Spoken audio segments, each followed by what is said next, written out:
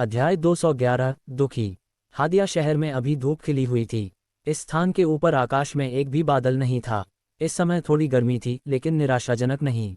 बस वह गर्मी जो आपको दिन की शुरुआत में ऊर्जावान महसूस कराती है। और जब हादिया शहर की आबादी अपने दैनिक कार्य जारी रख रही थी, इस क्षेत्र के इस सामान्य जलवायु के बीच शहर के पूर्वी हिस्सों में एक प्रवेश द्वार पर वहां से सामानों का एक समूह आ रहा था। दो टुकड़ों के समूह के एक हिस्से के साथ शहर में प्रवेश देखने को मिला। उस स्थान की रक्षा करने वाले स्थानीय रक्षकों को इसमें कोई शामिल नहीं था, क्योंकि उन्होंने मिनोस के समूह के एक हिस्से को शहर में प्रवेश करते देखा था। आध्यात्म दुनिया के सभी शहरों में प्रवेश निकास पोस्ट नहीं था, जैसा कि आध्यात्मिक शहर में था। आखिरकार सभी शासकों को इसमें शामिल नहीं किया गया था कि उनके क्षेत्र में कौन प्रवेश करता है और कौन छोड़ता है।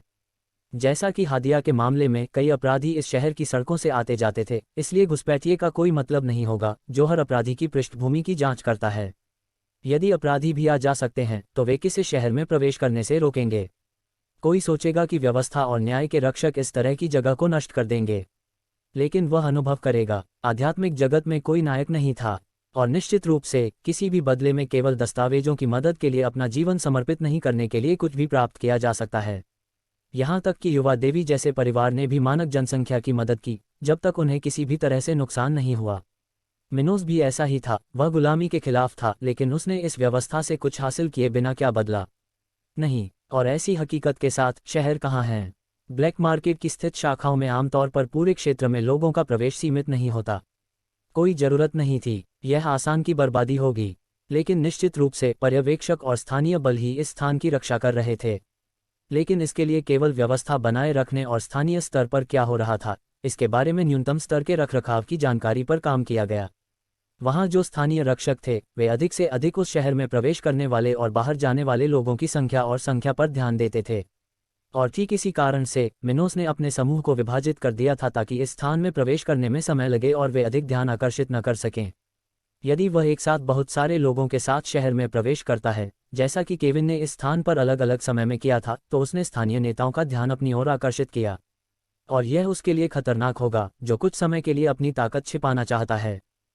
और जहां तक लघु लैपटॉप का सवाल है, जैसे कि युवा स्टुअर्ट द्वारा दिए गए उपखंड के साथ बने लचीलेपन के लिए हादिया में प्रवेश करना और उन विचारधारा के लिए आवेदन करना व्यापक था। इस कारण से मिनोस ने इस शहर में प्रवेश किया था, बिना स्थानीय एकजुटता का ध्यान आकर्षित किया था, जो इस स्थान के प्रवेश द्वारों पर नजर रख रहे थे जहां ब्लैक मार्केट स्थित था। इसके बाद उन्होंने तुरंत अपना आदेश दिया कि सैनिकों को यहां क्या करना है। उन सभी को हादिया शहर के बाहर से और उन 16 सार्जेंटों का दायरा था जो अब तक आसपास होने वाले थे, ताकि इस बीच जो भी जानकारी एक साथ मिल सके वह उन्हें मिल सके। ऐसा करने के लिए उनके पास कल तक की समय सीमा थी, जब वे हादिया के एकांत किनारे पर पूर्व एकांत स्थान पर मिल सकते थे। मिनोस को इस जगह का पता नहीं था, लेकिन सौभाग्य से उसका दोस्त एबी का अंगरक्षक समूह के साथ आया था। एडा पहले भी इस शहर से गुजर चुकी थी, इसलिए उसे पता चला कि युवा स्टुअर्ट को यहाँ कितना अच्छा व्यवहार करना चाहिए।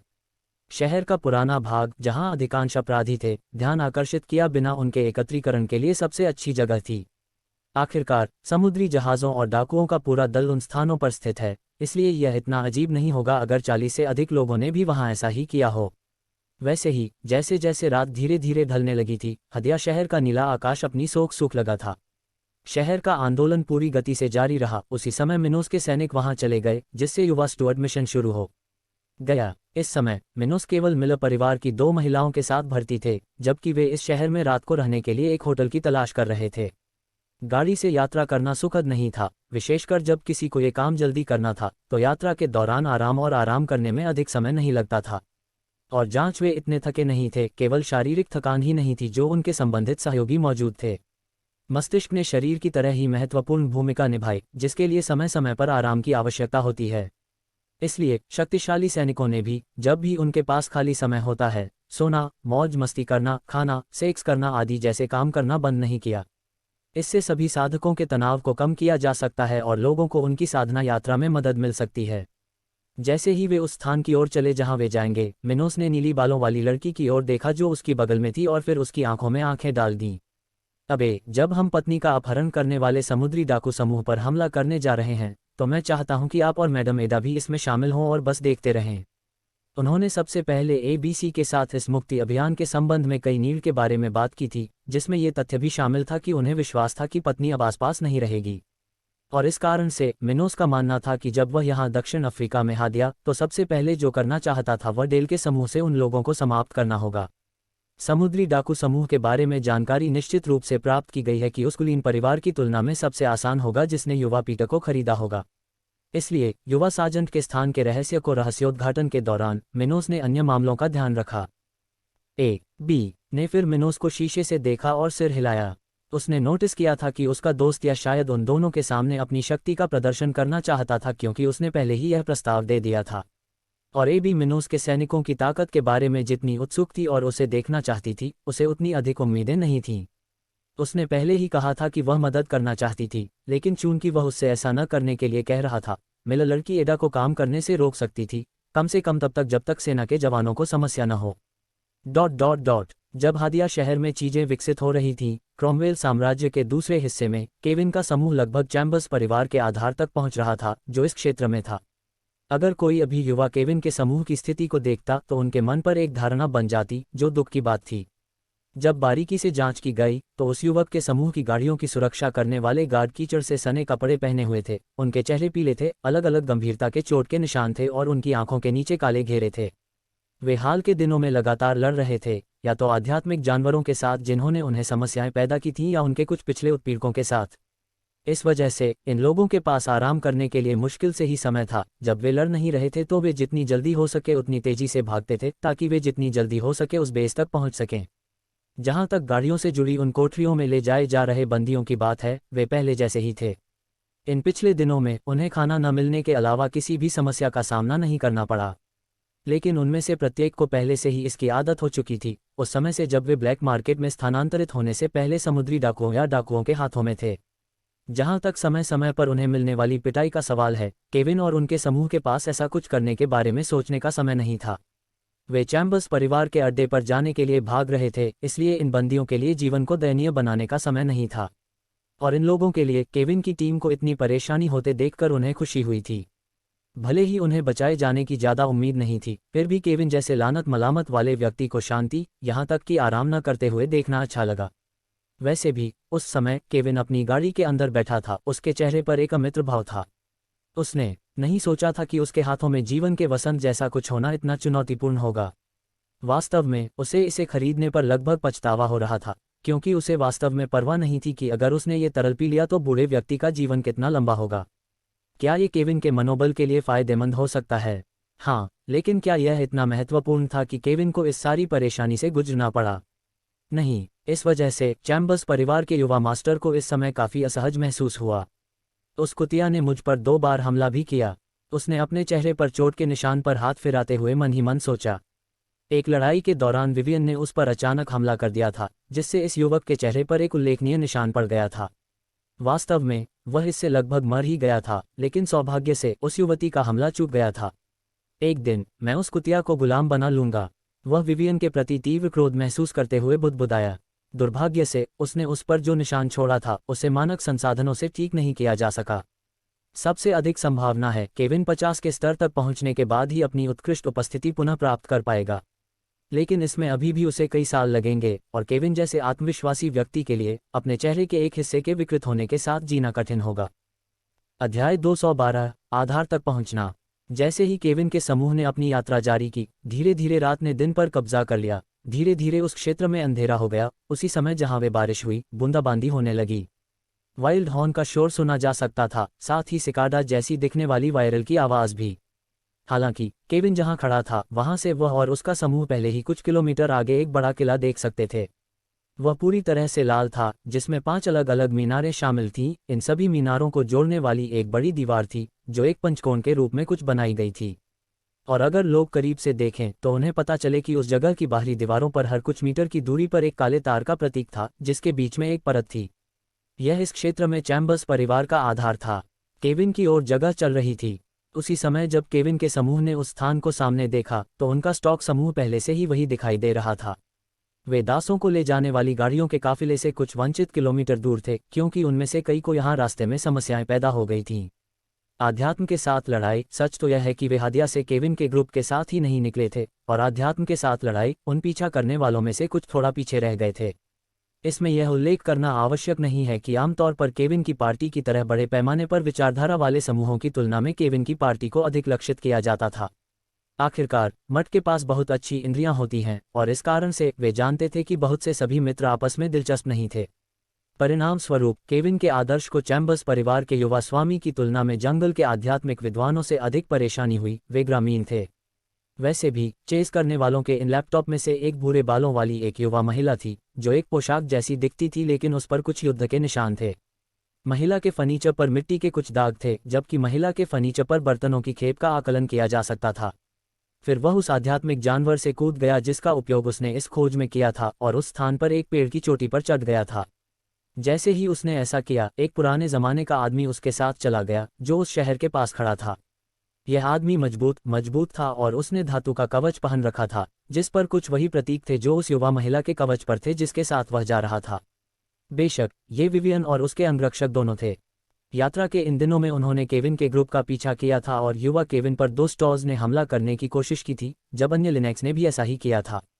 हालांकि वे केविन को हराने और स्प्रिंग ऑफ लाइफ लेने में सफल नहीं हुए, लेकिन विवियन को अभी भी सख्त जरूरत थी। युवा मास्टर चैम्बर्स के समूह से गुमनाम सदस्य थे क्योंकि उनके साथ परिवार के कई दोस्त भी थे। आखिरकार विवियन के विपरीत, जो अपने अलास्का से हादिया शहर गया था, केविन भी अपने परिवार के प्रतिनिधि के रूप में उस स्थान पर था। परिणामस्वरूप उनके पास एक बहुत बड़ा समूह था जिसे दासों के परिवहन के लिए भी आवश्यकता थी। जहां तक अन्य शिकायतें हैं, उन्हें भी इसी समस्या का सामना करना पड़ा। हालांकि उनमें से कुछ कुलीन परिवार के प्रतिनिधि और भी अधिक अनुयायियों के साथ हादिया शहर गए थे। ये अन्य लोग पहले से ही अपनी बंदियों को ले जा रहे थे, इसलिए वे यहां मदद करने के लिए पीछा करना सुरक्षित नहीं है। जहां तक संभावित वकील का सवाल है, केविन समेत सभी को एक ही समस्या का सामना करना पड़ा। वे अपने अपने परिवार के मुख्यालय से बहुत दूर थे, इसलिए इस मामले में कुछ दिन की मुलाकात में मदद मिली। अंत में विवियन को लगा कि बारिश की गड़गड़ाहट उसकी मिठाई पर रही है। वह उस लाल इमारत को देख रही थी जहां वे कुछ ही किलोमीटर पहले थे। फिर उसने कहा, वह दुष्ट चैम्बर्स परिवार की सुरक्षा पर पहुंच गया है। वह जहां खड़ी थी वहां से वह उस क्षण को देख सकती थी जब केविन की गाड़ियां उस स्थान में प्रवेश कर रही थीं। इसे देखकर विवियन की टिप्पणी सुनकर उसके अंगरक्षक ने पूछा, अब हम क्या कर रहे हैं मिस? उस स्थान पर एक आध्यात्मिक राजा है। मुझे डर है कि हम नहीं कर सकते। हालांकि जब वह बात कर रही थी, विवियन ने अचानक उसे टोका दिया। मुझे पता है, यहाँ चलो कुछ दिन रुकें। मैं देखता हूँ कि वास्तव में क्या होता है। विवान को पता चला कि उस जगह पर उसे वह नहीं मिला जो वह चाहती थी। हालांकि केविन ने उस जगह को भी नहीं छोड़ा, नहीं तो उस पर हर तरफ से हमला हो सकता था। और हेस परिवार की लड़की राजा की उस जगह पर आध्यात्मिक केविन के साथ वापस मुख्यालय में जाने के लिए गई थी जिसे छोड़ा नहीं जा सकता था। इस मामले में विवियन ने इस अनुमान पर दांव लगाने की इच्छा जताई थी कि केविन के लिए कुछ गलत हो जाएगा। वह उस वस्तु को प्राप्त करने के लिए सही समय का इंतजार कर रही थी जो उसके दोस्त और प्रेमी की जान बचा हो सकती थी।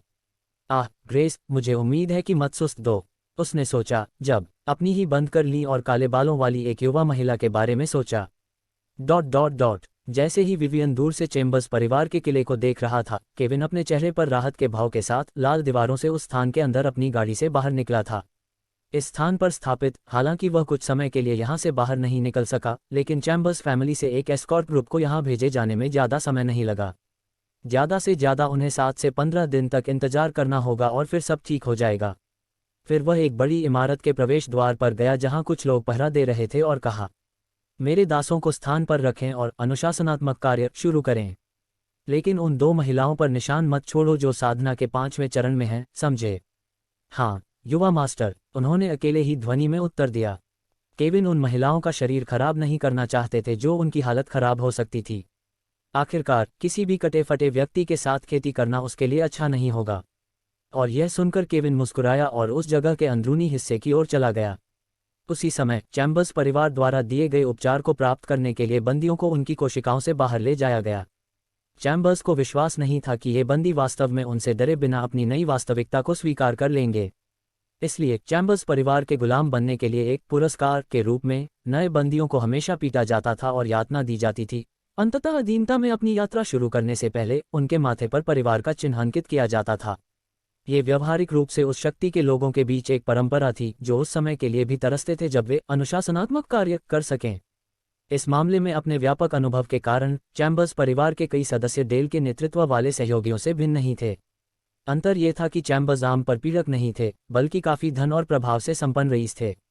इस वजह से श्वेत प्रतिभा वाले लोगों के छोटे परिवारों को नष्ट करने में मजा लेने के बजाय उन्होंने अधिक प्रतिभाशाली लोगों के जीवन को कठिन बनाना पसंद किया, जैसा कि पीटर के साथ हुआ था और लेरॉय रूथ के साथ क्या करना चाहते थे।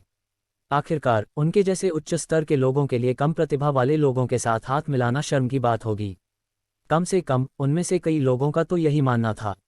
वैसे भी थोड़ी देर के बाद केविन अंततः एक कार्यालय में दाखिल हुआ। जिस इमारत में उसने प्रवेश किया था उसकी सबसे ऊंची मंजिल पर पहले के उन अधीनस्थों से बात करने से पहले वह स्थान देहाती लग रहा था। एक कोने में एक लकड़ी की मेज, एक तरफ पुरानी किताबों से भरी एक अलमारी और कमरे के केंद्र में एक चमड़े का सोफा था। इसके अलावा कुछ अजीब उपकरण इधर उधर पड़े हुए थे, जबकि एक हट्टा कट्टा आदमी उस कमरे के फर्श पर ध्यान मुद्रा में बैठा था। नोव एल्व इन। ये व्यक्ति 30 के दशक की एक युवा महिला जैसा दिखता था, लेकिन वह निस्संदेह इससे कहीं अधिक उम्र का था। आखिरकार चैम्बर्स परिवार के इस आधार के लिए वही जिम्मेदार था, कोई ऐसा व्यक्ति जो पहले ही 51 के स्तर तक पहुंच चुका था। वैसे भी केविन की उपस्थिति को महसूस करते हुए जिस व्यक्ति ने अपनी आंखें बंद कर ली थीं, उसे देर नहीं लगी और उसने अपना ध्यान सत्र रोक दिया। वह उस युवक की ओर देखता है जो पहले से ही कमरे के बीच में सोफे पर बैठा था और आहें भर रहा था। इस पर वह आदमी मुस्कुराया और बोला, लगता है आप अच्छा नहीं कर रहे हैं युवा मास्टर। मुझे इसके बारे में भी मत बताओ। मैंने जितना सोचा था उससे कहीं अधिक परेशानी से मैं गुजरा मिस्टर जेमी। क्या हुआ? वह घटना घटी, केविन ने उसी समय एक कांच की बोतल निकालते हुए कहा, जिसके अंदर हरे रंग का तरल पदार्थ था। ये देखकर जेमी की पहले से रुचि रखने वाली अभिव्यक्ति पूरी तरह से बदल गई जब उसे अंततः समझ में आया कि केविन इस यात्रा पर मुसीबत में क्यों पड़ गया था। जैसे ही उसने उस बोतल को उछाला, इस शक्तिशाली आध्यात्मिक राजा की शिशाएं तेजी से सिकुड़ गईं। ये कैसे हो सकता है? ये जीवन का वसंत है। केविन के हाथों में ऐसी वस्तु देखकर जेमी सचमुच आश्चर्यचकित रह गई। यहाँ तक कि इस युवक के पिता चैम्बर्स परिवार के मुखिया को भी ऐसी वस्तु पाने का अवसर कभी नहीं मिला होगा। लेकिन यहाँ केविन है, इस स्वर्गीय संसाधन के साथ। यह अद्भुत है युवा मास्टर। अध्याय 213। शत्रु रास्ता पार कर रहे हैं। जबकि उस आदमी ने लाइफ के झरने वाली बोतल होल्ड राख थी और उसके चेहरे पर अनचाही जगह थी, केविन टेरामाउंट पर रखा था, आखिरी बंद करके इस आध्यात्मिक राजा की शुरुआत से रेजोल्यू होने का इंतजार कर रहा था। और कुछ समय बाद उन्होंने बताया कि हादिया सिटी में ब्लैक मार्केट की पाक्षिक नीलामी के बाद के दिनों में क्या हुआ था। केविन ने कुछ भी अप्राप्य बताया, जिसमें उन लोगों के सभी विवरण शामिल थे जिनमें उन कठिन दिनों में शामिल थे और उनके समूह पर हमला किया गया था। इसके बारे में कुछ देर बाद बात करने के बाद जेमी केविन बगल में एक कुर्सी पर बैठे और इस युवा मास्टर की आंखों में आंखें डाल लीं। हम परिवार से आपके साथ हमारे मुख्यालय वापस आएं और एक आध्यात्मिक राजा को उद्यम के लिए तैयार करें। इस अवधि के दौरान जब तक आपका कोई साथ नहीं देता, तब तक बेहतर होगा कि युवा गुरु इस सुरक्षा को न छोड़ें। आध्यात्मिक राजा की सुरक्षा के मुख्यालय तक की यात्रा पूरी करने में बहुत परेशानी होगी। और वास्तव में चैम्बर्स परिवार का मुख्यालय उस स्थान से बहुत दूर था जहां वे थे, जहां केविन के समूह ने पूरे रास्ते की यात्रा करने के लिए राक्षसी दिन की यात्रा की। उसे देखते हुए वहां यात्रा करना खतरनाक हो सकता था। इस पर केविन ने सिर हिलाया पर सहमति जताई, लेकिन कुछ नहीं कहा। उसे पता था कि वह तुरंत अपने क्षेत्र में वापस नहीं लौटा, लेकिन उसके लिए कोई बड़ी बात नहीं होगी। चैम्बर्स परिवार के युवा मालिक की यात्रा के दिनों से काफी थका हुआ था। वहां कुछ पर्यटक भी आए थे, इसलिए इस स्थान पर कुछ दिनों के लिए आराम करना उनके लिए बुरा नहीं होगा। उन्होंने ब्लैक मार्केट में पाक्षिक फिल्मों में कुछ दास भी शामिल थे, ताकि वह उनसे एक को आगे के लिए तैयार करना शुरू कर सकें। जिन दो बंदियों में केविन की परत ही बनने की क्षमता थी, उनके पास इस प्रकार की घटनाओं के लिए भौतिक परिस्थितियां नहीं थीं, इसलिए उन्हें ठीक होने के लिए थोड़ा समय देना होगा। और यह सिर्फ इसलिए नहीं था कि वे दोनों अभी भी कैसे अलग थे, लेकिन निस्संदेह केविन एक अना करा के ही कड़ा नहीं रहेगा। उसने निस्संदेह अनुरोध किया कि वे उसे अपनी उपस्थिति से भी अवगत कराएं, न कि केवल उस आध्यात्मिक ऊर्जा से जिसे युवा व्यक्ति की खेती में गाएगा, लेकिन दिखावे से और भी ज्यादा खेती की खेती। द्विपक्षीय साधना में ब्रेड ही के किनारे वाले हिस्सों को आपके शरीर में बहुत अधिक आध्यात्मिक ऊर्जा की आवश्यकता होती है, ताकि दूसरा पहलू ये हो कि ऊर्जा को चुराया जा सके। यदि क्रैकी ही खत्म हो जाती है, तो इस प्रकार की प्राथमिक उपयोग करने वाले व्यक्ति के लिए टमाटर की खेती बहुत उपयोगी नहीं है।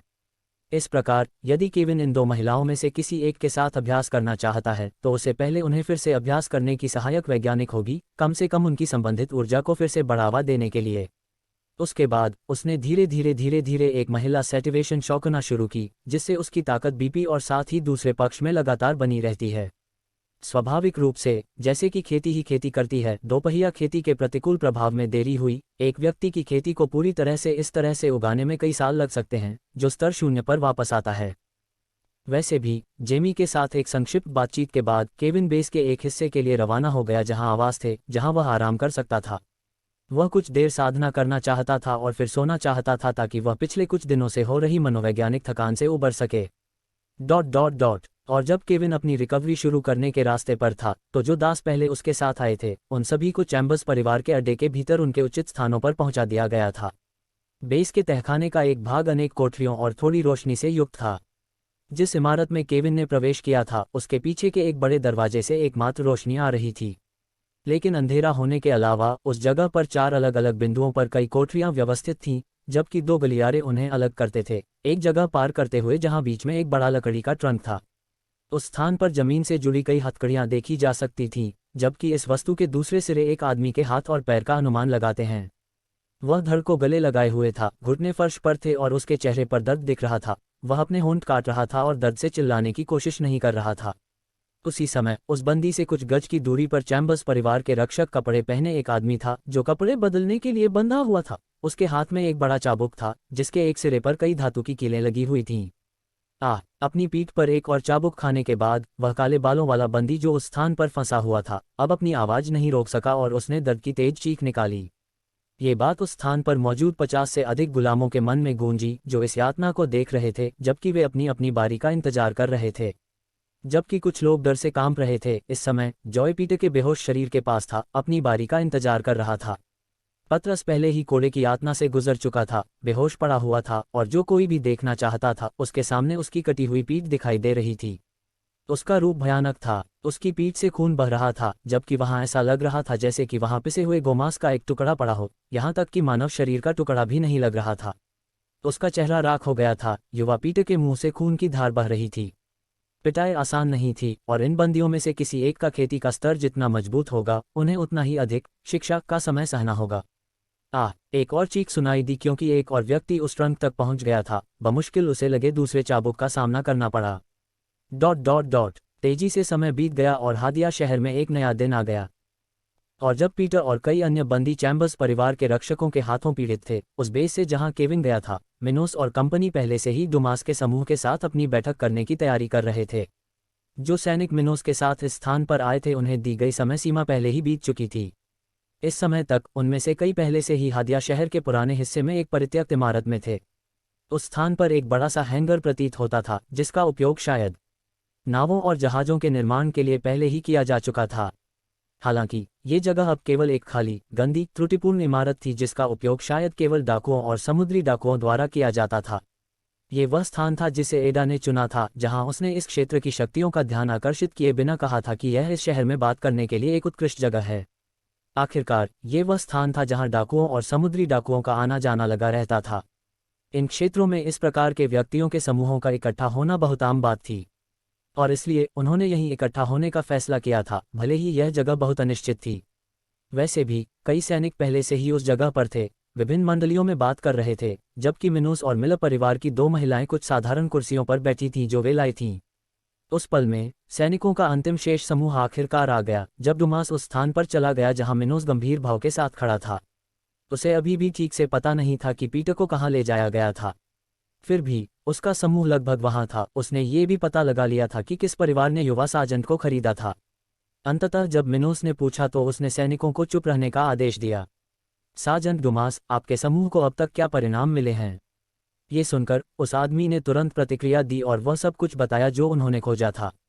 युवा मास्टर, हम अभी भी नहीं जानते कि साजंट पीटर को कहां ले जाया गया था, लेकिन हम उस परिवार के बारे में जानते हैं जिसने उसे ब्लैक मार्केट नीलामी में खरीदा था। ओह, ये क्रॉमवेल साम्राज्य चैम्बर्स परिवार का एक कुलीन परिवार था। ये सुनकर न केवल मिनोस इस नतीजे से हैरान रह गया, बल्कि वे 2 महिलाएं भी जो उसके साथ थीं। एबी और एडा दोनों को पता था कि आध्यात्मिक टूर्नामेंट के दौरान मिनोस और लेरॉय के साथ क्या हुआ था, इसलिए वे बहुत आश्चर्यचकित थे कि यह परिवार अब युवा स्टुअर्ट के रास्ते में फिर से प्रकट हो गया है। ऐसा लगता है जैसे कहावत है, दुश्मन हमेशा अपना रास्ता काटते रहते हैं। चैम्बर्स परिवार को मिनोस के साथ जो हुआ उसके बारे में कुछ भी पता नहीं होना चाहिए था और इस युवक को भी उनके पीछे नहीं जाना चाहिए था। हालांकि फिर भी यहाँ वे फिर से विपरीत दिशाओं में थे। भाग्य ने उन्हें फिर से असहमति में डाल दिया था, जैसे कि यह कुछ पूर्व निर्धारित था या ऐसा ही कुछ। इसे करीब से होते हुए देखना उन दोनों के लिए वास्तव में उत्सुक था। जहां तक मिनोस की बात है, वह थोड़ा आश्चर्यचकित था, लेकिन केवल संयोग के कारण कि उसे दूसरे चैम्बर्स का सामना करना पड़ा। लेकिन उनके लिए ऐसा कुछ पूरी तरह से अप्रत्याशित नहीं था। एक मेल की तरह लेरॉय को बाहरी प्रभावों के बिना रातों रात ऐसा नहीं बनना चाहिए था। निस्संदेह एक व्यक्ति पतन की ओर जा सकता है और शालीनता या सिद्धांत विहीन व्यक्ति बन सकता है, लेकिन इसमें काफी समय लगेगा। लेरॉय की उम्र का कोई व्यक्ति ऐसा तभी हो सकता था जब बचपन में वह व्यक्ति उन लोगों से प्रभावित होता जिनका व्यक्तित्व उसके जैसा विकृत था। यानी कि अगर उनके परिवार वाले भी उनके जैसे होते। और जैसे एक सेब पेड़ से दूर नहीं गिरता, मिनोस को भरोसा था कि लेरॉय के पीछे की शक्ति लोगों को गुलाम बनाने में सक्षम होगी, जैसा कि वह अब सीख रहा था। कितना दिलचस्प है, ऐसा प्रतीत होता है कि भले ही मैं उस आदमी को नहीं जानता, वह निश्चित रूप से मेरी सेना के हाथों मर जाएगा, क्योंकि यह चैम्बर्स परिवार भविष्य में मुझसे निश्चित रूप से लड़ेगा। मिनोस ने एक पल के लिए सोचा, इस मामले के निहितार्थ को महसूस कर रहा हूं। अध्याय 214 बैठक। लेरॉय के परिवार का नाम सुनने के बाद मिलर परिवार की दो महिलाओं ने कुछ देर तक एक दूसरे की ओर रुख किया। जब मिनोस ने आखिरकार बात करना शुरू कर दिया, यह अच्छी बात है कि हमारे पास पहले से ही यह जानकारी है। एस पास के चैम्बर्स परिवार के प्रभावों के बारे में पता होना चाहिए कि कठिन परिश्रम नहीं होना चाहिए। ब्लैक मार्केट की डॉक्यूमेंट्री शुरू हुए अभी बहुत कम समय हुआ है, पीटर को बहुत दूर नहीं जाना चाहिए। नीलामी के इस अंतिम संस्करण में भाग लेने वाले लोगों से बात करते हुए रहने का प्रयास करें। शायद हमें कुछ और मिल जाए जिससे हमें मदद मिलेगी। हाँ, युवा मास्टर। मिनोस के बोलने के तुरंत बाद कई सैनिकों ने एक साथ जवाब दिया। फिर उसने सार्जेंट डुमास की ओर गंभीर हालत देखी, और जिस समूह ने किंगडम ऑफ द वेव्स में पीटर को पकड़ लिया, हमारे पास उसका स्थान क्या है? इससे स्तब्ध डुमास ने सिरहाला पर सहमति व्यक्त की। यहाँ, युवा मास्टर, सार्जेंट पेटार को जहाज वाला ग्रुप हादिया शहर में है। ओह, यह अच्छा है, इससे हमारा काम आसान हो जाता है। वे वास्तव में कहाँ हैं? समूह एक निश्चित स्थान पर है, जहां हम दक्षिण में कुछ किलोमीटर दूर हैं। एक ऐसा स्थान है जहां आमतौर पर कई समुद्री डाकू जश्न मनाते हैं, शराब पीते हैं, खाते हैं और अपने लालसाओं को मनाने के लिए इकट्ठा होते हैं। बाद में डुमास ने डेल और कंपनी के स्थान के बारे में बात करना शुरू कर दिया। डेल एक तरह का क्लब था, जो एक तरह से वेश्यालय था, जो अपने उद्देश्यों की पूर्ति के लिए हर उम्र के गुलामों का इस्तेमाल करता था। कुछ अपराधी सेक्स के बाद हत्या करना पसंद करते थे। ऐसी जगह पर कोई समस्या नहीं हुई, इस तरह की सेवा की भी पेशकश की गई। असल में, जब तक कोई भुगतान नहीं करता, वहां कुछ भी किया जा सकता है। आखिरकार, जो भी उस क्लब के पीछे था, वह गुलामों के जीवन की रक्षा नहीं करता था। बंदी अपने संबंधित स्वामियों के लिए आय उत्पन्न करने वाली केवल मूल्यवान संपत्ति थी, और इसलिए मरना या स्मारक होना भी उन लोगों का कर्तव्य था जिसमें ये कठोर वास्तविकता से जिया गया था। और यह सुनने के बाद न केवल मिनोस बल्कि बी के चेहरे पर भी घृणा का भाव था, क्योंकि उन्हें पता चला था कि डेल का ग्रुप कहाँ और क्या कर रहा था। मिनोस के लिए, भले ही उसके पास हेनरिकस लोंगस के जीवन के बारे में कई यादें थीं, उसके लिए किसी ऐसे व्यक्ति की यादों से प्रेरित होना मुश्किल था जो लाखों साल पहले मर गया था। बेशक, उसे निषेध में विशिष्ट गलतियां करने की जानकारी अत्यंत उपयोगी थी, फिर भी उसे स्मृति के बजाय ऐसी ही एक कला को जानकर बुरा महसूस करने से रोके जो उसके आसपास हो रही थी। आखिरकार, किसी चीज का अनुभव हमेशा के लिए इसे देखने से अधिक मूल्यवान होगा कि किसी और ने क्या देखा और महसूस किया। परिणाम स्वरूप, भले ही मिनोस को समान नी के बारे में पता चला, फिर भी उसे इस तरह की गंदगी से घृणा महसूस हुई। जहां तक बी की बात है, उसके अंगरक्षक के विपरीत, जो इस जगह की वास्तविकता के बारे में अच्छी तरह से जानता था, मिलर परिवार की युवा महिला अभी भी इस मामले में अनुभवहीन थी। वह लामली की राय और बंदियों के जीवन पर नियंत्रण वाले प्रभावों से प्रभावित थी, लेकिन यह एक ऐसी समस्या थी जो उससे बहुत दूर थी, एक ऐसी समस्या जिस पर उसकी मनोदशा की चिंता की गई थी। उसके बिना कोई नहीं था, और वह सामान्य था। जब तक वे करीब से नहीं देखते या खुद को उस कड़वी सच्चाई को महसूस नहीं करते, जब तक कि कुछ लोगों के साथ बातचीत नहीं होती है, ज्यादातर लोग बुरा नहीं मानते हैं, कई मामलों में तो उन्हें इसकी परवाह भी नहीं होती है। क्या गुलामी की परीक्षा थी और क्या ये भयानक था? हाँ, लेकिन इसका मतलब कोई लेना देना नहीं है। अनजाने में कई लोगों ने ऐसा सोचा, और अपनी अनुभवहीनता के कारण, इसके बारे में केवल सतही और दूर की बातें देखने के कारण, एबीसी ने विश्वसनीयता से ऐसे भयानक और घृणित अभिनय की उम्मीद नहीं की, जो उनसे केवल कुछ मील की दूरी पर थी। इससे उसे इस प्रणाली के बारे में बुरा लगा, यहाँ तक कि उसने देखा कि अगर वह पत्नी की जगह होती तो क्या होता। और यह उनके लिए एक भयानक विचार था जिससे जीवन में कभी कोई समस्या नहीं थी। और जब सार्जेंट डुमास के बाद बी को लगा कि उसकी इच्छा पूरी हो गई है, तो मिनोस ने कहा, चुने हमारे पास से पहले से ही दुश्मन ग्रुप का स्थान है, चलो आज रात कार्रवाई करें। हमारे पास सूरज तक अभी भी 10 घंटे से अधिक का समय है, इसलिए मुझे आशा है कि आप इस शहर के सभी लोगों को आकर्षित करने का प्रयास करेंगे जो कि द्विसाप्ताहिक ब्लैक मार्केट ऑर्केस्ट्रा में भाग लिया गया था। इन लोगों से बात करें और उन खाली जगहों के बारे में पता करें जहां चैम्बर्स परिवार का व्यक्तिगत नामांकन बाद में हुआ होगा। वैसे ही उस व्यक्ति द्वारा रेस्टोरेंट के बारे में पता लगाया गया था, ऐसा कुछ है जिसके कारण बाहरी विवाद हो सकता है। भी इसे हल करें शेष घंटा। मैं इस स्थान पर अधिक समय तक नहीं चाहता। मिनोस को पता था कि ऑस्कर के बाद हमेशा कुछ न कुछ बाहरी विवाद हो सकता है, जिसे ब्लूम ने आर्किटेक्चर की गुणवत्ता पर अस्वीकृत कर दिया है, और वह स्वयं इस तरह के अनुभव से गुजरा था जब डेरेल ने ग्रेड 2 निम्न स्तरीय तलवारों का पीछा किया था जो मैरीटाइम सिटी में पाया गया था। इसलिए अगर पत्नी के पास मौजूद लेबलों की चॉकलेट वाले के साथ ऐसा कुछ हुआ तो इससे युवा सार्जेंट कैचोरी की तलाश और भी आसान हो सकती है। मिनोस ने फिर एक पल के लिए अपनी इनलाइन बंद कर ली और बात अपनी खत्म कर दी। आखिरकार जब सूरज डूबेगा, मैं चाहता हूं कि आप सभी उस स्थान की ओर से प्लाइक रिपोर्ट सार्जेंट डुमास ने पहले दी थी। ऐसा हुआ ही हम हमला शुरू कर देंगे। हम उस जगह पर हमला करने जा रहे हैं और निश्चित रूप से कहेंगे कि लाल त्रिकोण वाले सभी लोग मारे जाएंगे। जहां तक दूसरों की बात है, उन सभी को मार डालो। हाँ, युवा मास्टर। उसके बाद ग्रुप रैपिड से टाइटर बिटर हो गया। ब्लैक प्लेन आर्मी के 50 से अधिक सार्जेंट के साथ मिनोस द्वारा दिए गए मिशन को पूरा करने के लिए निकल पड़े। पीटर के पोर्टफोलियो का पता लगाना मुश्किल नहीं था, फिर भी उन्हें प्रारंभिक कार्यान्वित करें ताकि वे ताज़ा सुराग न विफल हो जाएं, जिससे यह मिशन कठिन हो जाए। डेरेल और ब्रुकलिन सिटी में मारे गए 3 सिल्वा परिवार की जांच में पीटर की मौत की जांच बहुत आसान थी। आखिरकार जबकि मिनोस ने हमेशा अपने ट्रैक को कवर करने की कोशिश की थी, इस तथ्य के कारण कि वह ब्लैक प्लेन पर ध्यान आकर्षित नहीं करना चाहता था, केविन के लिए यह पूरी तरह से अलग था। हर कोई जानता है कि चैम्बर्स परिवार एक ऐसी शक्ति थी जिसका उपयोग दासों ने किया था और क्रॉमवेल साम्राज्य के प्रभावशाली महान अवशेषों में से एक थी। इसके साथ ही इस परिवार के लोगों को स्लेव मार्केट की पाक्षिक नीलामी में भाग लेने के बाद अपने ट्रैक लैंडस्केप की कोई आवश्यकता नहीं थी। परिणामस्वरूप उनकी अपनी सोसाइटी को छुपाए बिना मिनोस ग्रुप के लिए उपयोगी जानकारी वाले किसी व्यक्ति को इतना विस्तृत कॉम्प्लेक्स नहीं था। वैसे भी जैसे ही उसने अपने सैनिकों को इन अवशेषों को पूरा करने के लिए देखा, मिनोस ने वहां केवल 2 लोगों को देखा और फिर पूछा, मैडम एडा, जब हम सूरज का इंतजार कर रहे हैं तो इस जगह पर क्या करना दिलचस्प है? अधेड़ उम्र की महिला ने फिर दिया सिर हिलाकर का जवाब, एक ऐसी वस्तु जो आपका ध्यान खींच सकती है वह काले बाजारों में हो सकती है। वहाँ बहुत सारी सादी वस्तुएं दी जा रही हैं, लेकिन मुझे संदेह है कि वहाँ आपको ऐसी कई वस्तुएं मिल सकती हैं जिनमें आपकी रुचि है। ओह, और ऐसा क्यों है? वह उत्सुकता से पूछता है। ठीक है, एक संप्रभु के रूप में ब्लैक मार्केट के माध्यम से जारी की गई समीक्षाओं में आपको निम्न श्रेणी और उपयुक्त या घटिया वस्तुओं में रुचि नहीं होनी चाहिए। ये संगठन सबसे अधिक बिकने वाली वस्तुओं के प्रकार हैं।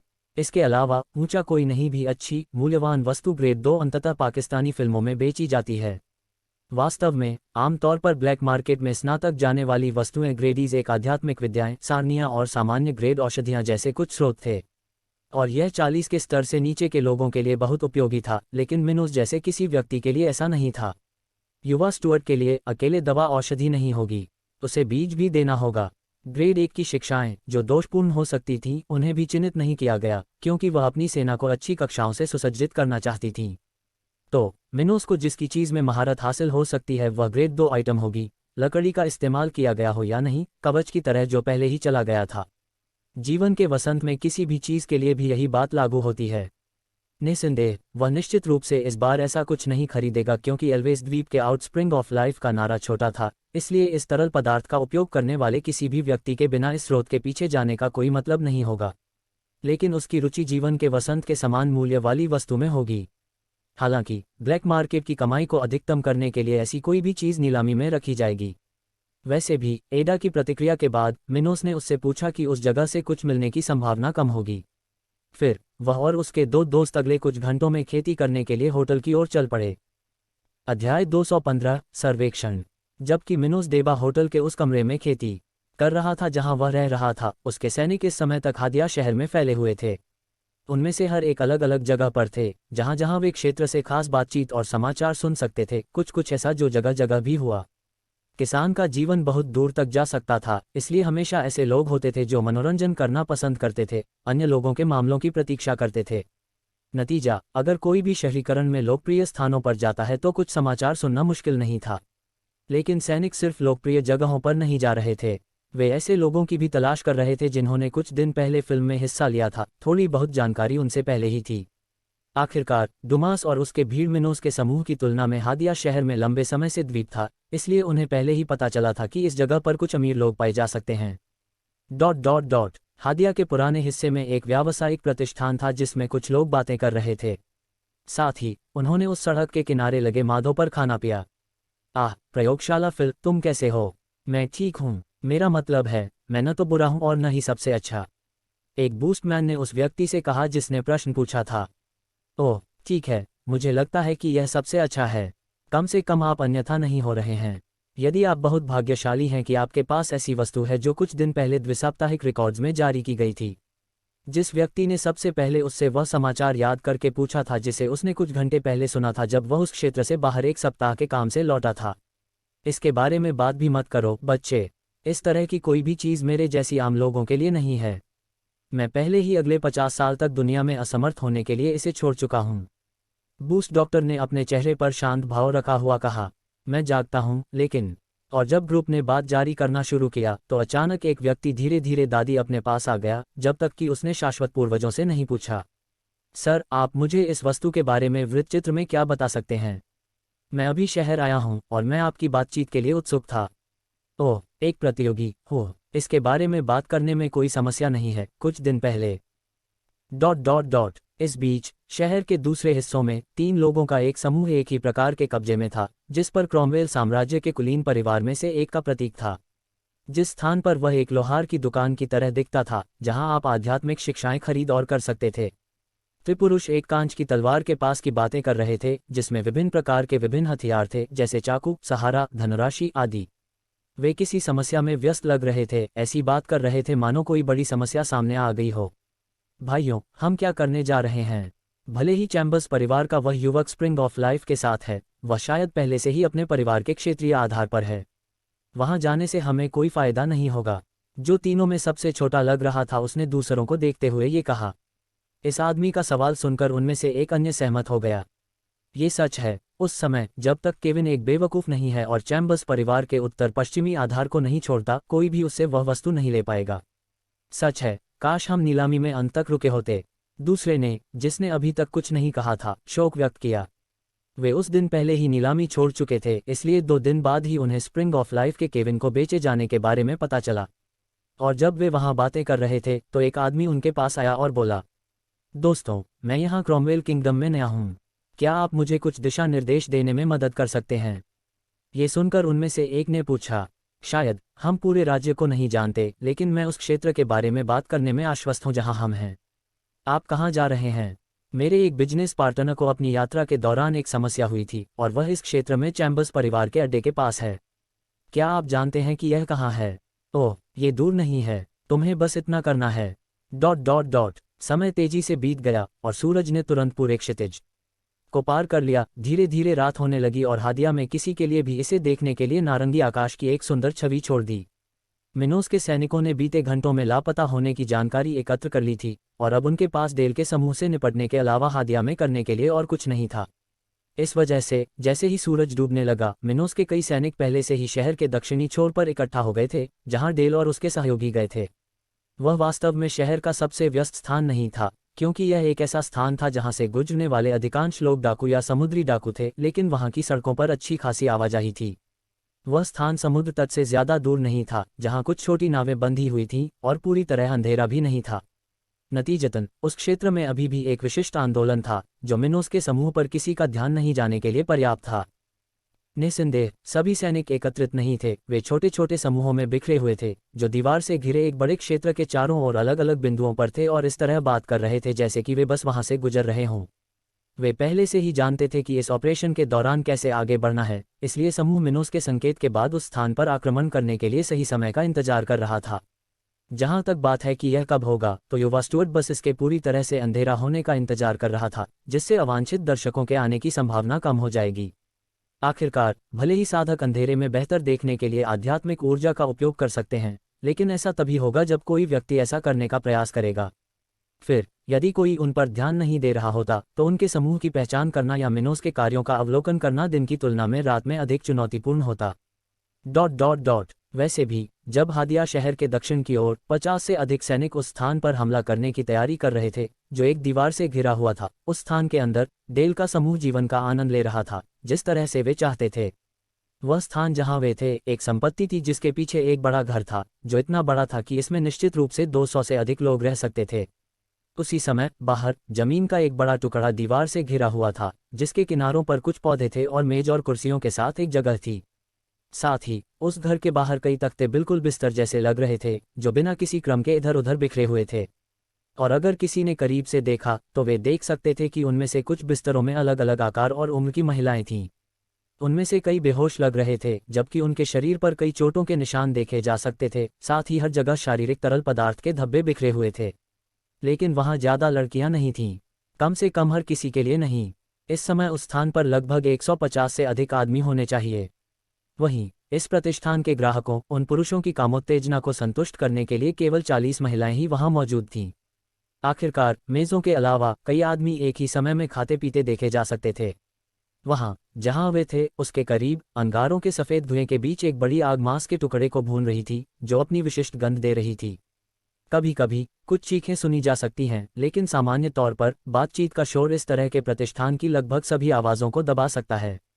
और जब उस जगह के अधिकांश पुरुष घर के बाहर मौज मस्ती कर रहे थे, डेल इस समय उस आवास के अंदर उस जगह की दूसरी मंजिल पर बालकनी पर अपनी बाहों में झुका हुआ था। उसके मुंह में 4 इंच का सिगार था, वह शर्टलेस था और घर के बाहर की गतिविधियों को देखते हुए हंस रहा था।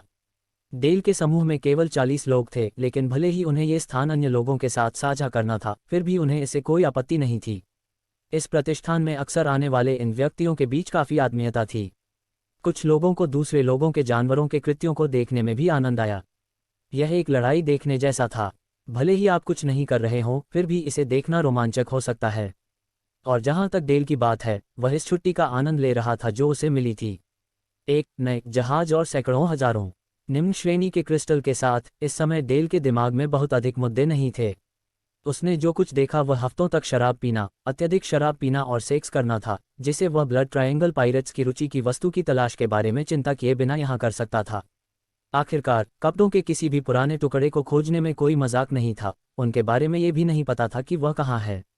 ऐसे ही एक मंदिर के पीछे का हिस्सा दिलचस्प हो सकता है जो एक सीमित क्षेत्र में था, लेकिन ऐसी किसी चीज़ के साथ ऐसा होना जो लाखों वर्ग किलोमीटर में कहीं भी हो, बिल्कुल अलग तरह से था।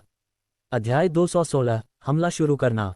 धीरे धीरे समय बीत गया और रात का अंधेरा पहले ही पूरे क्षितिज को पार कर गया था और दिन के उजाले का एक भी निशान नहीं बचा था जिसे कुछ मिनट पहले देखा जा सकता था। इसके साथ ही हाडिया के पुराने इलाके में पहले से ही पानी के तेल की कई झीलें जल रही थीं जो उस जगह की संकरी सड़कों को 50 मीटर की दूरी पर रोशन कर रही थीं। और जबकि उन लैंपों का धुआं शहर के उस हिस्से में हवा को धुआंधार बनाया जा रहा था, उस क्षेत्र की छुट्टियों पर पहले से ही कम हो रही थी और कम से कम अपराधी और लुटेरे आ जा रहे थे। इस तरह की जगहों की बातचीत की आवाज़ें भी पहले जुड़ी हुई सड़कों से हटकर कुछ जगहों पर जाती हैं जहां लोगों की ज़्यादा भीड़ होती है।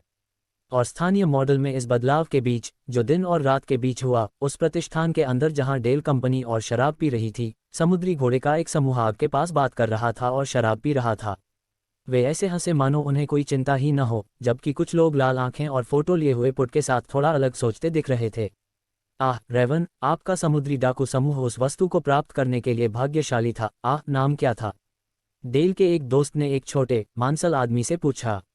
जीवन का वसंत। हे, सौभाग्य से हमारे समूह को वह डूब गया एल्वेन जहाज मिल गया। उस आदमी ने उसी समय पे का एक बड़ा गिलास हाथ में लेकर उत्तर दिया। लेकिन मुझे कुछ बताओ। साथ ही दोनों बातें करते रहते हैं। अन्य संवाद की बातचीत की आवाज़ें, कभी कभी उन फुटपाथों से दर्द की चीखें आती हैं जहां उन लोगों को जमीन पर सुना जाता था, जिससे दोस्त की एक अजीब सी सिम्फनी का जन्म हुआ था। ... हालांकि वहां मौजूद कई लोगों के नशे और मनोरंजन के बीच उन्हें घेरने वाली महान दीवार के बाहरी इलाके में मिनोस के समूह से पहले ही छिपकर आक्रमण करने की तैयारी की जा रही थी। उन सभी ने काले कपड़े पहने हुए थे जिससे उनकी शक्ल छुपी हुई थी। लबादे उनके शरीर और सिर को ढक रहे थे, जबकि सुपस्टा के मुखौटे उनके चेहरे को छुपा रहे थे जिससे केवल उनकी शक्ल छुपी हुई थी। और कुछ समय से कार्रवाई की तैयारी के बावजूद मिनोस के समूह ने अब तक कोई कदम नहीं उठाया है। ऐसा हुआ 2 उदाहरण। पहले तो वे सड़क पर मझोली होने का इंतजार कर रहे थे। दूसरा, आंतरिक क्षेत्र पर ग्रेड 2 के लिए रणनीतिक आक्रमण से बचाव के लिए निम्न स्तरीय समुद्र तट का उपयोग किया जा रहा था। पहले कारण से मिनोस और कंपनी किसी भी समय कार्रवाई कर सकते थे। लेकिन दूसरे के संबंध में जब तक वे उस संस्था को नष्ट नहीं कर देते, उस स्थान पर प्रवेश संभव नहीं होगा। आखिरकार यह एक ऐसी संपत्ति थी जहां अपराधी और समुद्री डाकू अपनी आपत्तियां पूरी कर सकते थे, जिससे वे निराश हो गए थे। इस तरह इस जगह के मालिक अपने व्यवसाय को जोखिम में नहीं डालेंगे, क्योंकि उनके ग्राहक तब चले गए जब वे मारे गए थे। और इस अनुमान पर विचार करते हुए जिस स्थान पर मिनोस का समूह आक्रमण करने वाला था, वह पहले से ही ग्रेड -2 निचले स्तर की रक्षात्मक श्रृंखला में निवेश किया गया था, जो स्तर 50 से नीचे के लोगों के प्रवेश को रोक सकता है था। केवल इस स्तर से अधिक समान शक्ति वाला किसी भी व्यक्ति के दर्शन को तोड़ सकता है और उस स्थान पर आक्रमण कर सकता है। लेकिन इतना ही नहीं था। आध्यात्मिक जनरलों का एक छोटा सा समूह अभी भी दोस्ती के प्रभाव क्षेत्र में अपनी संपत्ति की रक्षा कर रहा है। वे उस स्थान की सुरक्षा करने और सपनों के बीच से भागने के लिए वहां मौजूद थे, आमतौर पर बहुत अस्थिर होता था। इस सब के कारण मिनोस के समूह ने अभी तक कोई कार्रवाई नहीं की थी, क्योंकि जब वे शुरू करेंगे तो उन्हें हर तरह से जाना होगा। लेकिन युवा स्टुअर्ट को स्थिति पर नियंत्रण रखना पसंद था। वह चाहती थी कि उसकी लड़ाई अधिकतम संभव समय पर शुरू हो। तब वे ऐसी कार्रवाई करेंगे जो निश्चित रूप से उन गार्डों को चेतावनी कर देगी और असल में अप्रक्षत मैराथन होगी। इसके अलावा यदि वे आसपास के क्षेत्र में पूरी तरह से होने वाले अंधड़ से पहले ही दृश्य को तोड़ देते हैं, तो बाहरी बलों के लिए इस घटना में आसान हो जाना शामिल है, जो काले सेना के हितों को नुकसान पहुंचा सकता है। लेकिन जो दो स्थितियां मृत थीं, उनमें से एक पहले पूरी तरह से चल रही थी, जो रात का आगमन था और उस स्थान के पास साध संगत का आना जाना कम हो गया था। दूसरे के लिए उस प्रतिष्ठान के भीतर के लोगों के दुर्भाग्य से मिनोस उस मित्रता को तोड़ सकते थे। युवा स्टुअर्ट की प्रौद्योगिकी की गुणवत्ता के कारण उनकी विकलांगता क्षमता द्वारा प्रदान की गई ऊर्जा वृद्धि के साथ मिलकर मिनोस के पास एक सामान्य स्तर 50 कल्वेटर के बराबर ताकत थी। बेशक इसे पाने के लिए कुछ मिनटों तक का संघर्ष करना पड़ा, लेकिन ये बहुत बड़ी समस्या नहीं होगी। फोर्स के ग्रुप ने जो पता लगाया, उससे पता चला कि वह स्थान कोई आध्यात्मिक राजा नहीं था, सबसे मजबूत केवल 46 के स्तर पर था। इस प्रकार भले ही मिनोस को इस प्रतिष्ठा की रक्षात्मक श्रृंखला को तोड़ने के लिए कड़ी मेहनत करनी पड़ी, लेकिन उसे इन सभी दुश्मनों से लड़ने के बारे में चिंता करने की जरूरत नहीं होगी। मिनोस का समूह शक्तिशाली था और वे सभी बहुत अच्छे तरह के प्रतिष्ठान थे, या तो अच्छी गुणवत्ता वाले आध्यात्मिक तकनीशियन या आध्यात्मिक सलाहकार थे। और जैसे ही उसे महसूस हुआ कि वह तैयार होने के लिए तैयार है, मिनोस ने अपने बगल में स्टेबल सैनिकों को सिर हिलाया, ये संकेत दिया कि अब शुरू करने का समय आ गया है। बगल में ए, बी और एडा थे। किवान मिनोस की हरकत को देखकर जल्द ही उसके साथियों के साथ खुद को तैयार कर लिया। भले ही वे लड़ने नहीं जा रहे थे, फिर भी उनका अपने परिवेश पर ध्यान था और किसी भी समय अपनी रक्षा के लिए तैयारी करनी थी। आखिरकार केवल इसलिए कि मिनोस ने निर्णय लिया कि वे लड़ेंगे नहीं, इसका मतलब यह नहीं है कि शत्रु पक्ष पर हमला नहीं किया जा सकता है। फिर लगभग 60 लोगों का समूह उस स्थान की सीमा से थोड़ा दूर चला गया, जिससे मिनोस को कार्रवाई करने का मौका मिल गया। युवा स्टुअर्ट ने उस सबस्ट्रेट को नष्ट करने के लिए स्पेटियल तलवारों के साथ संबद्ध अपनी समर्थन तकनीक डेवुरा आर्ट का उपयोग करने का इरादा किया था। इस कारण से उनके साथ आए लोगों के समूह को उस जगह से थोड़ी दूरी तय करनी पड़ी ताकि मिनोस की तकनीक से उनकी ऊर्जा न सोख ले।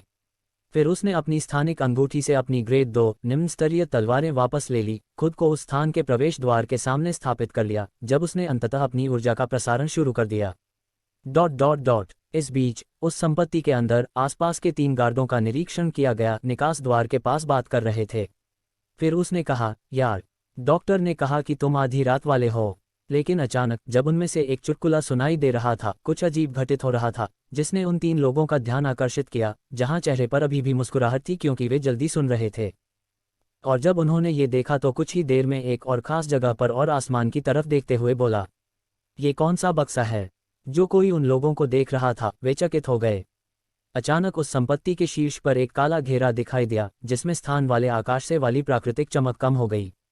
उस परत के चारों ओर एक काला धब्बा भी था, जो घूमती हुई और तेज चलती हुई भी दिखाई देती थी।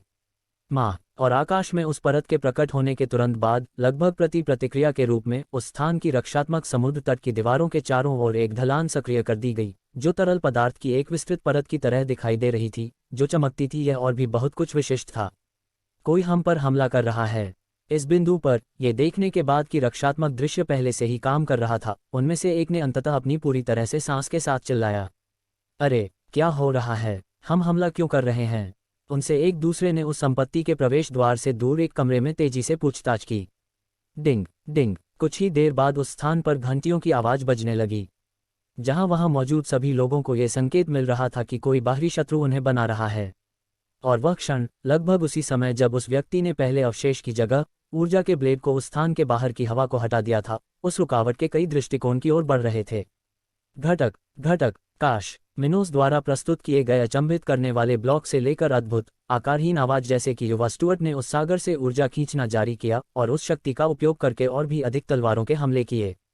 घटक वहीं उस संस्थान के अंदर कई लोग लड़ने के लिए तैयार हो रहे थे।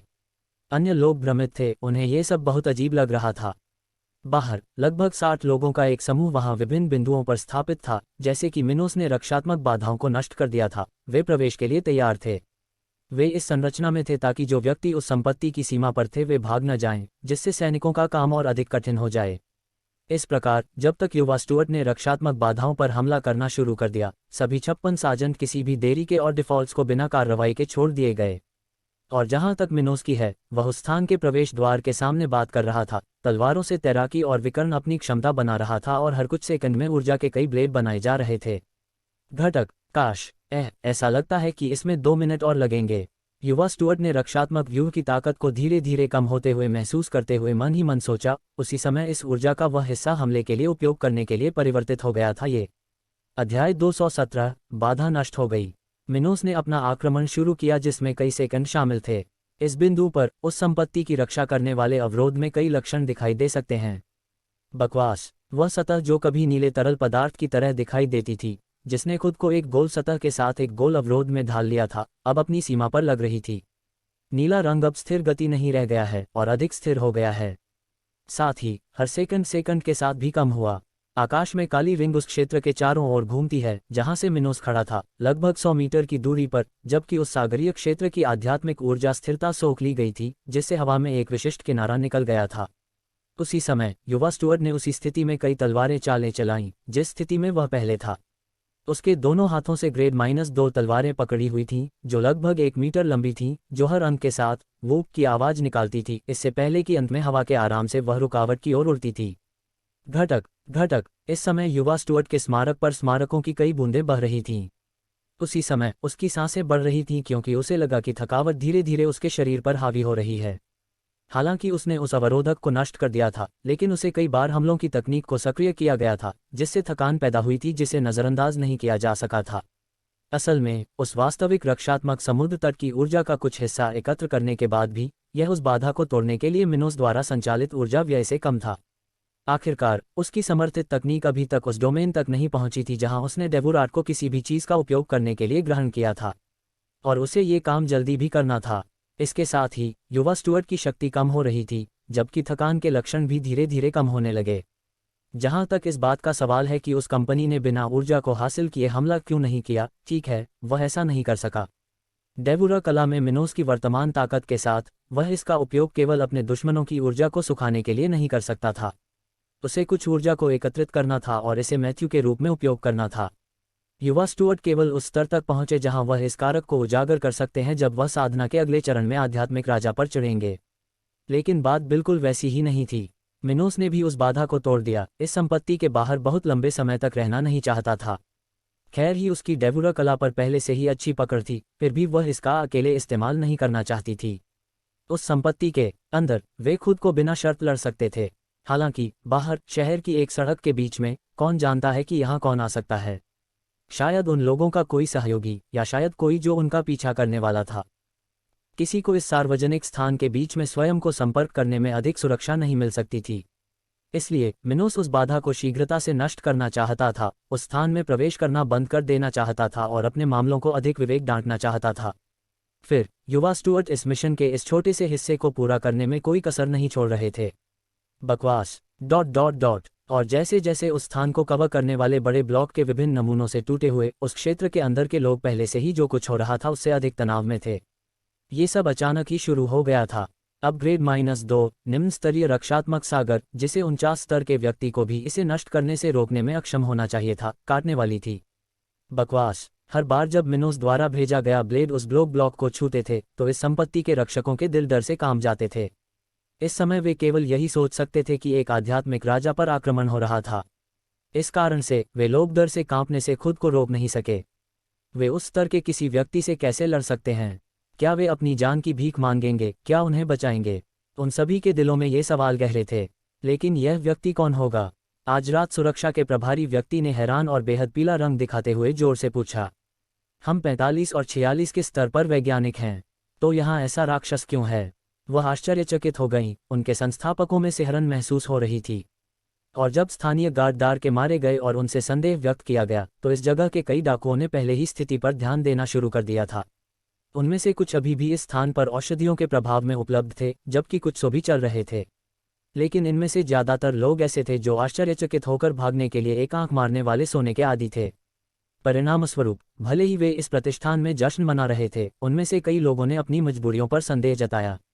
जब उन्होंने देखा कि उन पर हमला हो रहा है तो उन्होंने तुरंत खुद को तैयार करना शुरू कर दिया।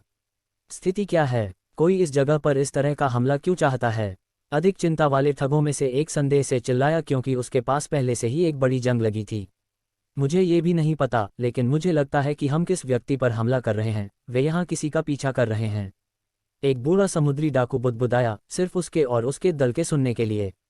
अरे, जिस तरह से हम पर हमला कर रहे हैं, हमें अपनी जान बचाने के लिए दोस्ती करनी होगी, बातचीत का कोई मौका नहीं। किसी ने इसके बारे में सोचा, पहले से ही इस जगह पर आने के लिए पछतावा महसूस कर रहा था, बस एक ही समय इस कादर में। जहां तक डेल और उनके साथियों की बात है, वे भी पहले उसी जगह के एक कोने में ठहरे थे। वे देख रहे थे कि बैरियर सेल्टिक हो रहा है, अंधेरे से भरा हुआ है, मानो वह किसी भी टुकड़े को तोड़ देता है। आइए, जैसे ही यह अवरोधक नष्ट हो जाए, हम इस स्थान से अध्ययन के लिए तैयार हो जाएं। डेल ने अपने दो साथियों की आंखों में देखते हुए धीमी आवाज में कहा। उसके लिए 3 मजबूत व्यक्ति के साथ रहना और उसके साथ रहने का कोई मतलब नहीं था। उनका निकटतम एकमात्र अवसर यह था कि वे जल्दी से भाग गए। यह आशा की गई कि ये अन्य अपराधी इन हमलावरों का समय ले लेंगे। शायद वे भाग्यशाली होंगे और छूट जाएंगे। वह व्यक्ति भयानक है। आप उस जैसे राक्षसों से नहीं लड़ सकते। एक साथी ने मिनोस की ओर देखते हुए उत्तर दिया, जिसने एक काला लबादा और एक मुखौटा पहना था, जो उसकी उपस्थिति को कवर कर रहा था। और चून की रक्षात्मक व्यूह अभी भी काम कर रहा था, इनमें से कोई भी आध्यात्मिक जनरल मिनोस और बैरियर के दूसरी तरफ के सैनिकों की आध्यात्मिक ऊर्जा को महसूस नहीं कर सका। यह एक प्रकार का क्षेत्रीय प्रभाव था, जिसने उस क्षेत्र में तब तक आध्यात्मिक अलगाव पैदा किया जब तक सरणी पूरी तरह से काम कर रही थी, जैसा कि अभी था। इसने किसी को बाधा की सीमाओं के बाहर, साथ ही विपरीत पक्ष में जीवित प्राणियों की ताकत की जांच करने से रोक दिया। लेकिन ये प्रभाव केवल उन सरणियों द्वारा लाया गया था जो फील्ड बनाते थे, जैसे कि रक्षात्मक लोगों के मामले थे, जो एक आध्यात्मिक झिल्ली द्वारा कवर किए गए क्षेत्र को उत्पन्न करते थे। हालांकि ऐसा अन्य प्रकार की सरणियों के साथ नहीं हुआ, जैसे उदाहरण के लिए कई स्थानों पर मौजूद आध्यात्मिक सभा के साथ। इस भिन्न प्रकार की सरणी ने प्रभाव क्षेत्र की अन्य प्राकृतिक विशेषताओं को बदले बिना केवल एक विशेष क्षेत्र में आध्यात्मिक एकाग्रता को बदल दिया। नतीजतन, कोई भी पक्ष दूसरे पक्ष की ताकत को तब तक महसूस नहीं कर सका जब तक कि रक्षात्मक बाधा पूरी तरह से ध्वस्त नहीं हो गई। दरार ... एबी और एडा शुरू से ही खुले मुंह से बैरियर के बाहर मिनोस की पूरी गतिविधि को देख रहे थे। वे युवा स्टुअर्ट की बेतुकी दक्षता को जानते थे, क्योंकि उन दोनों ने उसे आध्यात्मिक टूर्नामेंट के फाइनल के दौरान ट्रॉय से लड़ते देखा था। हालांकि आज वे यहाँ जो देख रहे थे वह तब से बिल्कुल अलग था। इससे पहले वह आध्यात्मिक तकनीकों और स्तर 44 में अच्छी तरह से सुसज्जित किसी व्यक्ति से लड़ सकता था, जबकि वह केवल 39 स्तर पर था। वह अद्भुत था। हालांकि अब उसने केवल 42 के स्तर पर रहते हुए स्तर 50 आध्यात्मिक राजा के समान युद्ध दक्षता हासिल कर ली है। इस वजह से मिलर परिवार की 2 महिलाओं को शायद ही विश्वास हो रहा था कि वे क्या देख रही थीं। मिनोस जिस भी साधना चरण में है, उसकी लड़ने की दक्षता बढ़ती जा रही है, उन्होंने सोचा। और एबी के अंगरक्षक के लिए वह अपनी मालकिन से भी अधिक सदमे में थी। कुछ ही महीने पहले मिनोस उसकी तुलना में बहुत कमज़ोर था, और उसे इस स्तर तक पहुंचने में कुछ साल लग सकते हैं कि वह अंततः इस महिला से आगे निकल सके। भले ही वह ज्वलंत साम्राज्य में गया हो, लेकिन केवल 7 महीनों में मिनोस ने ऐसी शक्ति प्रदर्शित की जो एडा द्वारा कभी प्रदर्शित की जा सकने वाली क्षमता से 40% अधिक थी। उसके पास स्वर्ग और पृथ्वी को मोड़ने की जन्मजात क्षमता होनी चाहिए। यह विचार इस अधेड़ उम्र की महिला के मन में आया, और जबकि एबी और एडा दोनों इस बात से प्रभावित थे कि मिनोस कितना मजबूत होता जा रहा है, कुछ सेकंड बीत गए। फिर आखिरकार मिनोस ने अपनी आखिरी चाल चली, जबकि उसके होठों के कोनों पर एक विवेकशील मुस्कान थी। वाह, आखिरकार आपकी ऊर्जा खत्म हो गई। बेहोश, दरार। और उसी क्षण जब आखिरी ब्लेड ने उस अवरोध को छुआ, तो वह पूरी तरह से नष्ट हो गया और अब हजारों पारदर्शी टुकड़े धूल में बदल गए। उसी समय उस सरणी द्वारा संरक्षित क्षेत्र अंततः उजागर हो गया। अध्याय 218 वध की शुरुआत। जिस समय बैरियर फाटा, उसी समय उस क्षेत्र में कांच के टुकड़े की आवाज आई। उसी समय एक तेज हवा वहां से गुजरी, जो उस मलबे से उठी कुछ धूल के साथ साथ कोहरे का प्रभाव पर्दा भी अपने साथ ले गई।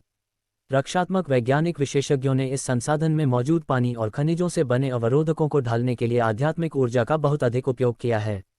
इस कारण से जब अवरोधक को बनाए रखने के लिए ऊर्जा समाप्त हो गई तो उसने जो पहली बार दिखाई दिया था वह गायब नहीं हुआ, बल्कि धुंध के साथ साथ धीमी गति वाली दिखने वाली चीजों में बदल गया।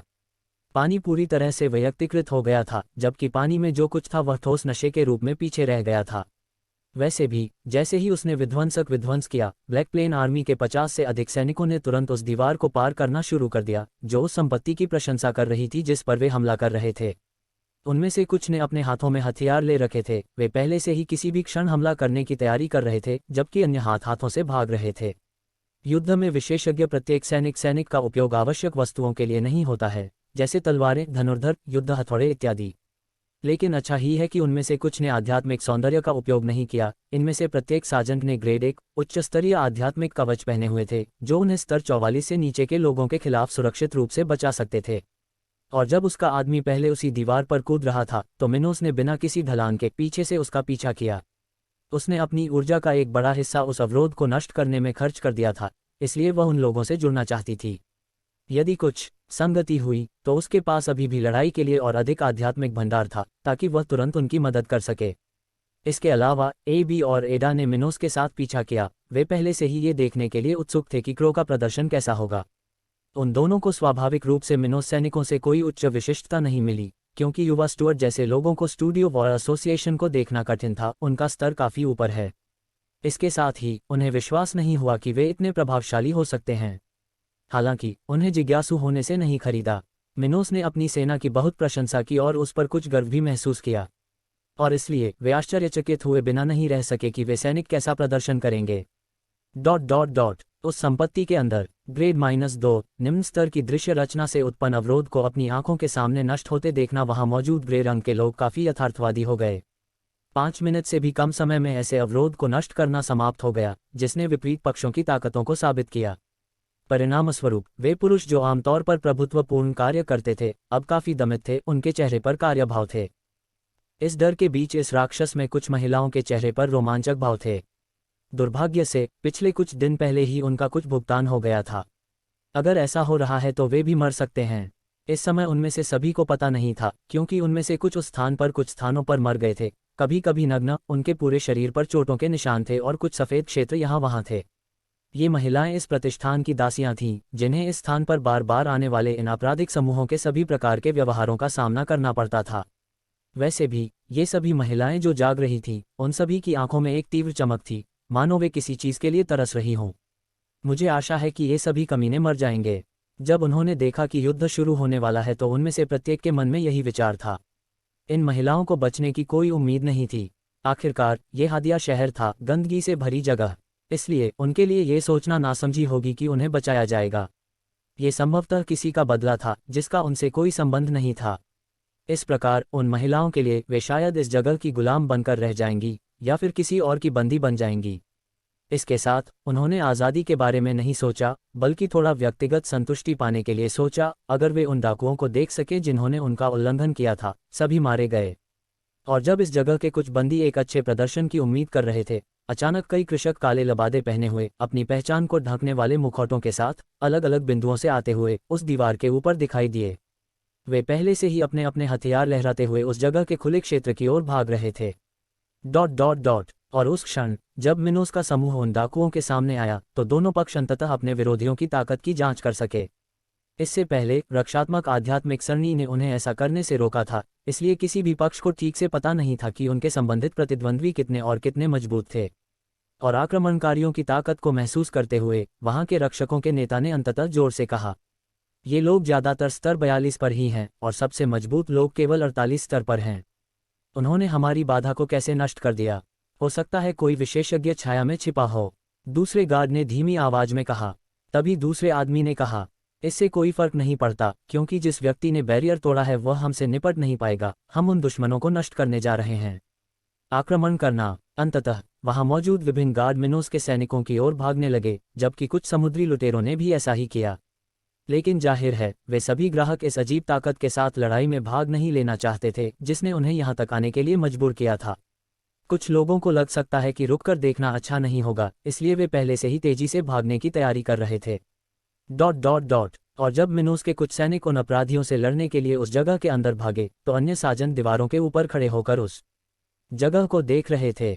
वे जानते थे कि कुछ डाकू भागने की कोशिश कर सकते हैं, इसलिए इन लोगों के पीछे न भागना पड़े, जिनकी संख्या अधिक थी और वे तितर बितर हो सकते थे। युवा स्टुअर्ट के अधीनस्थ उन्हें इस प्रतिष्ठान से भागने से रोकने के लिए तैयार थे। उन्होंने भी ठीक उसी क्षण अपने विरोधियों की ताकत को दुश्मन पक्ष के रूप में महसूस किया था, इसलिए वे पहले से ही इस जगह की सामान्य शक्ति को जानते थे। वहां के ज्यादातर लोग वहां के ग्राहक होने के कारण लेवल 43 से नीचे के थे। सबसे मजबूत केवल 44 और 46 के स्तर के बीच थे, जो इन सैनिकों के लिए उतनी बड़ी समस्या नहीं थी। बेशक 46 स्तर पर किसी से लड़ना इन स्तर 42 सैनिकों के लिए काफी कठिन था। फिर भी उस जगह पर केवल एक ही व्यक्ति ऐसा था, जबकि युवा स्टुअर्ट 56 सैनिकों का समर्थन कर रहा था। इसलिए उन कुछ व्यक्तियों को छोड़कर जो उनके लिए कोई परेशानी पैदा कर सकते थे, यहाँ के अधिकांश लोग मिनोस की सेना के साजंट के लिए प्रशिक्षण के रूप में भी काम नहीं कर सकते थे। संख्या में अंतर के कारण उन्हें थोड़ी परेशानी हुई। मिनोस की सेना पर काबू पाना असंभव होगा, लेकिन बच निकलना अभी भी एक व्यवहार्य विकल्प था, जो इन सैनिकों के मिशन में काफी बाधा डाल सकता था। परिणामस्वरूप वे सावधानीपूर्वक इस स्थान की परिधि की रक्षा कर रहे थे। बूम। बहुत खूब। जब अंततः दोनों पक्षों में लड़ाई शुरू हुई तो उस संपत्ति के बाहरी इलाके से लड़ाई की आवाजें आने लगीं। कई हमले और रक्षा तकनीकों को एक साथ जारी किया गया, जिससे उन लोगों के लिए देखने लायक एक शानदार छवि बन गई जो इसे करीब से देख रहे थे। अर्धपारदर्शी ब्लेड हवा में फिसल गए। जैसे ही लंबी दूरी की अन्य तकनीकों का प्रयोग किया गया, आग के गोले एक ओर से दूसरी ओर उड़े और संबंधित विरोधियों की सुरक्षा को प्रभावित किया। कुछ कृषकों के सामने मिट्टी से बनी ढालें दिखाई दे रही थीं। इसके विपरीत दूसरों के शरीर पर दृश्य शारीरिक परिवर्तन हुए, जैसे कि उनकी त्वचा अत्यधिक प्रतिरोधी धातु सामग्री से बनी हो। बहुत खूब। प्रत्येक गतिविधि ने उस संपत्ति के आसपास क्षति उत्पन्न की। दर्द की पहली चीख के बीच जमीन में छेद हो गए, फर्नीचर नष्ट हो गया और जमीन पर बिखर गया। दोनों पक्षों के बीच ताकत का अंतर बहुत बड़ा था, और एकमात्र चीज जिसने अब तक कोई संतुलन बनाए रखा था, वह थी प्रत्येक के पास मौजूद संख्या। लेकिन जब भी युवा स्टुअर्ट की सेना के एक सैनिक ने एक डाकू पर हमला किया, तो उन्हें तुरंत मार डाला गया, उन्हें आगे पीछे फेंका गया, जबकि उनके विरोधियों ने उनकी सुरक्षा को नष्ट कर दिया। जहां तक उस प्रतिष्ठान के गार्डों की बात है, वे कड़ी लड़ाई कर रहे थे, जितना मार रहे थे उतना मार भी रहे थे। खेती के स्तर पर मजबूत होने के बावजूद उन्हें शुरू से ही कोई स्पष्ट लाभ नहीं मिला था। और कुछ सेकंड की लड़ाई के बाद आखिरकार मरने वाला पहला व्यक्ति सामने आया। उसने जमीन पर गिरने और अपनी रोशनी खोने से पहले आखिरी बार विलाप किया। वह डेल के अलावा किसी अन्य दल का समुद्री डाकू था, जो आज इस स्थान पर पार्टी कर रहा था। दुर्भाग्य से उसके लिए, उसने अपने दुश्मनों की ताकत में अंतर का समर्थन नहीं किया और अंततः गिर गया। मिनोस के सैनिक ने इस समुद्री डाकू को खत्म करने के लिए केवल 5 वार किए थे। अपने प्रतिद्वंद्वी की छाती को कुचलने के लिए एक बड़े युद्ध हथौड़े का उपयोग किया था। और जबकि कई लोग उस स्थान पर अपने जीवन के लिए लड़ रहे थे, डेल और उसका समूह अभी भी इसमें शामिल नहीं हुए थे। वे बाहर जाने के लिए सबसे अच्छे समय की तलाश में थे, जब अन्य व्यक्ति भी ऐसा ही करें। अध्याय 219, भागने की कोशिश करना। आक्रमण की शुरुआत के बाद डेल और उसके 2 सहयोगी पहले ही जगह के एक कोने में इकट्ठे हो गए, जल्दी से वहां से आरोह की तैयारी कर रहे थे। हालांकि वे जानते थे कि यदि वे पहले व्यक्ति होंगे तो संभवतः वे शत्रु पक्ष का पीछा करके जाने वाले भी पहले व्यक्ति होंगे। इसके साथ डेल और उसके दोस्त एक ही क्षण भाग जाना चाहते थे जब कोई और कदम उठाना चाहता था, ताकि दुश्मन सभी के पीछे न जा सकें। उनके लिए ये देखना आसान था कि सभी मिनोस सैनिक अपनी संपत्ति के अंदर लड़ नहीं रहे थे। कुछ लोग डेल जैसे लोगों को निषेध की स्थिति में थे, जो भागना चाहते थे। नतीजा ये हुआ कि बाहर से भागने के लिए डेल ने उन लोगों के सामने आकर खुद ही दौड़ने से रोक लिया। इससे पहले उन्होंने बैरियर नंबर 1 के बारे में भी सोचा था। फिर भी शत्रु पक्ष तेज था और वे उस समय पहले से ही उस स्थान को घेर चुके थे। वैसे भी डेल के साथ 2 साथियों के अलावा उनके साथ एक और दल भी था।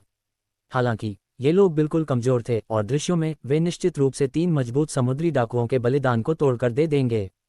बूम। कुछ और सेकंड चले गए और विशिष्ट परीक्षणों के बीच लड़ाई हुई। आखिरकार किसी ने पहले की और उस प्रतिष्ठान से टुकड़ों की कोशिश की।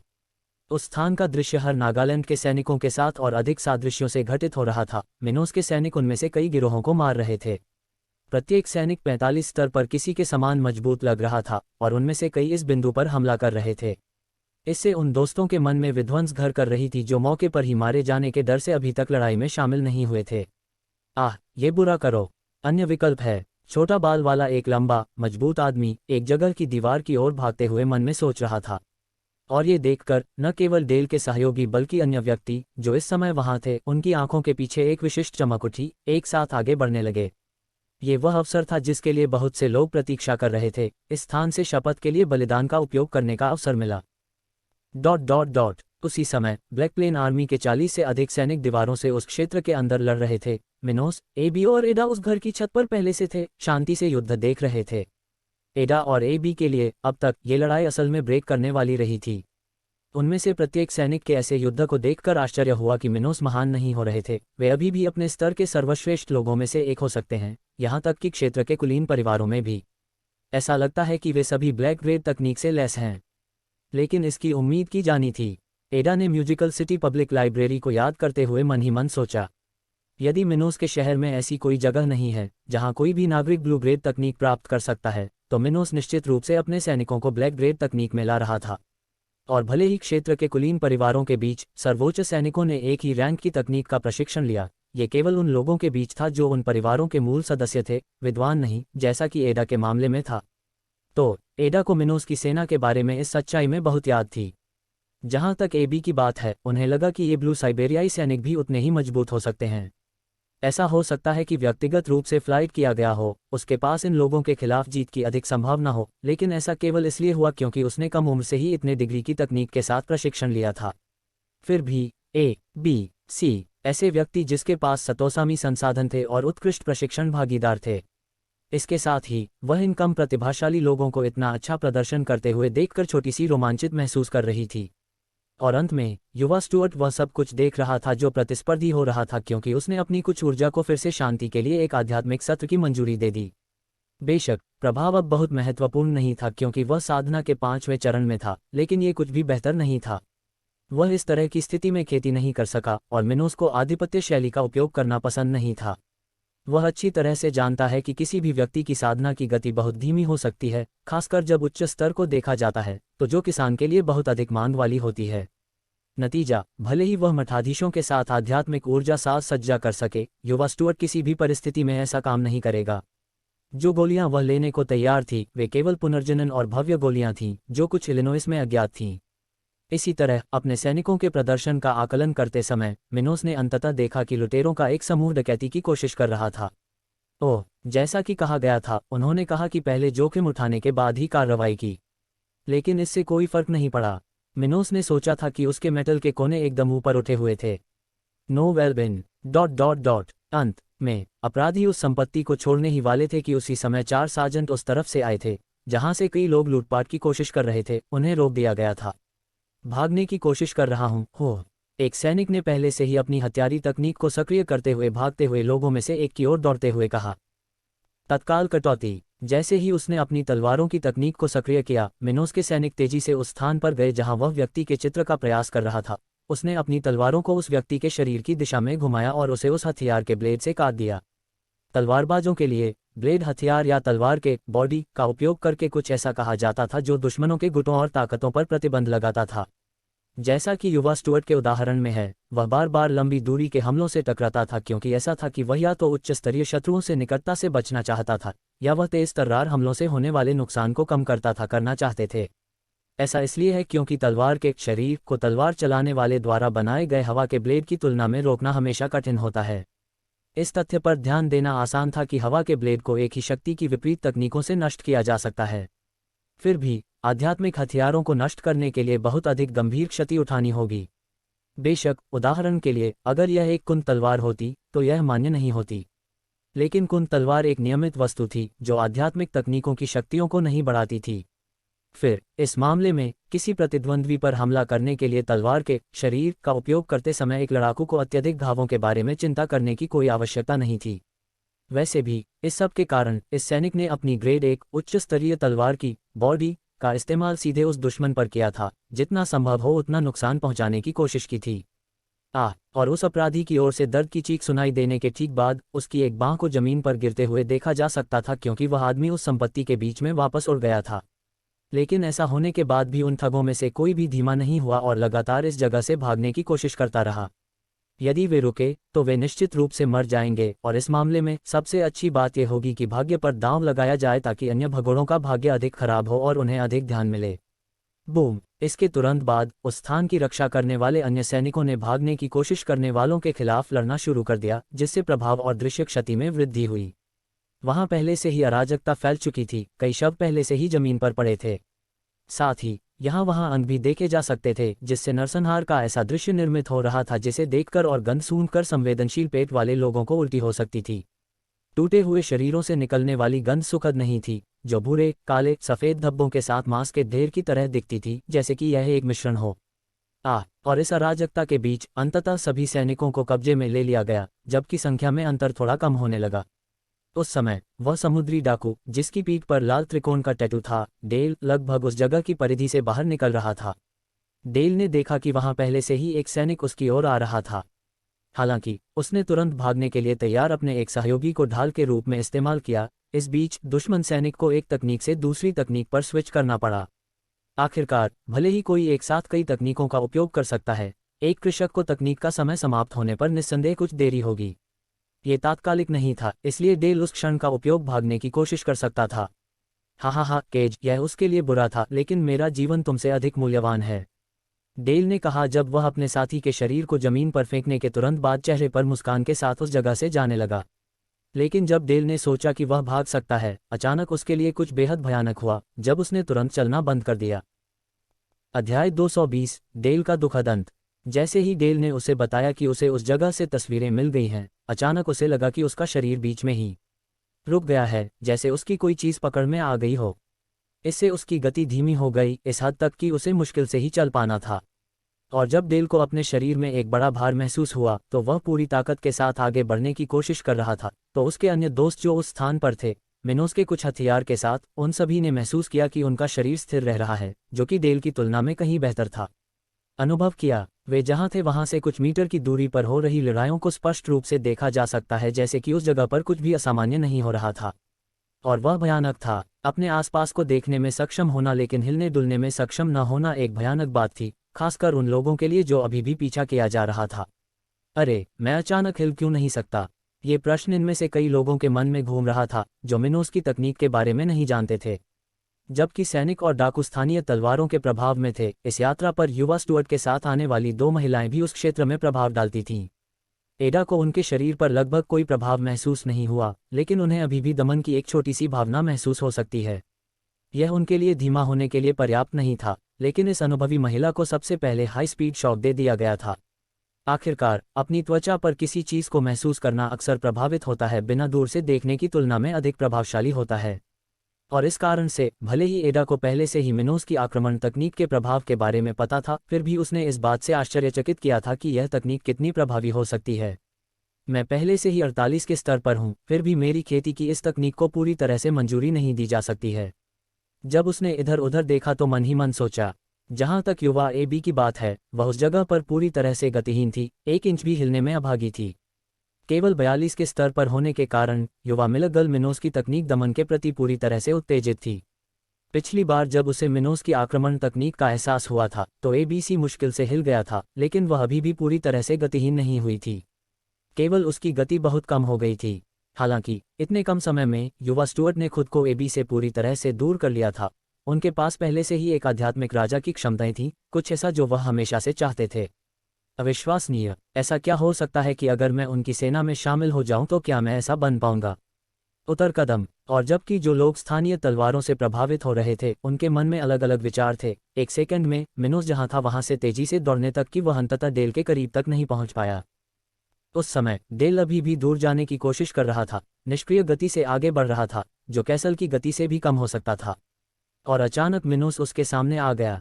ये व्यक्ति कौन है? डेल को आश्चर्य हुआ। इसके बाद युवा स्टुअर्ट तुरंत डेल की गर्दन के पास पहुंचा। उसने उसे अपने एक हाथ से पकड़ लिया और दूसरे हाथ से ग्रेड 2 निम्न स्तरीय तलवार को पकड़ लिया। जब उसने अपने आसपास की स्थिति का सर्वेक्षण किया और डेल के कांपते चेहरे की ओर देखा तो उसने उस व्यक्ति की गर्दन दबा दी। ये वही व्यक्ति होगा जिसने पीटर का अपहरण किया था। मिनोस ने पहले ही डेल की पीठ पर टैटू देख लिया था और यही एक कारण था कि उसने इस व्यक्ति के खिलाफ खुद कार्रवाई की।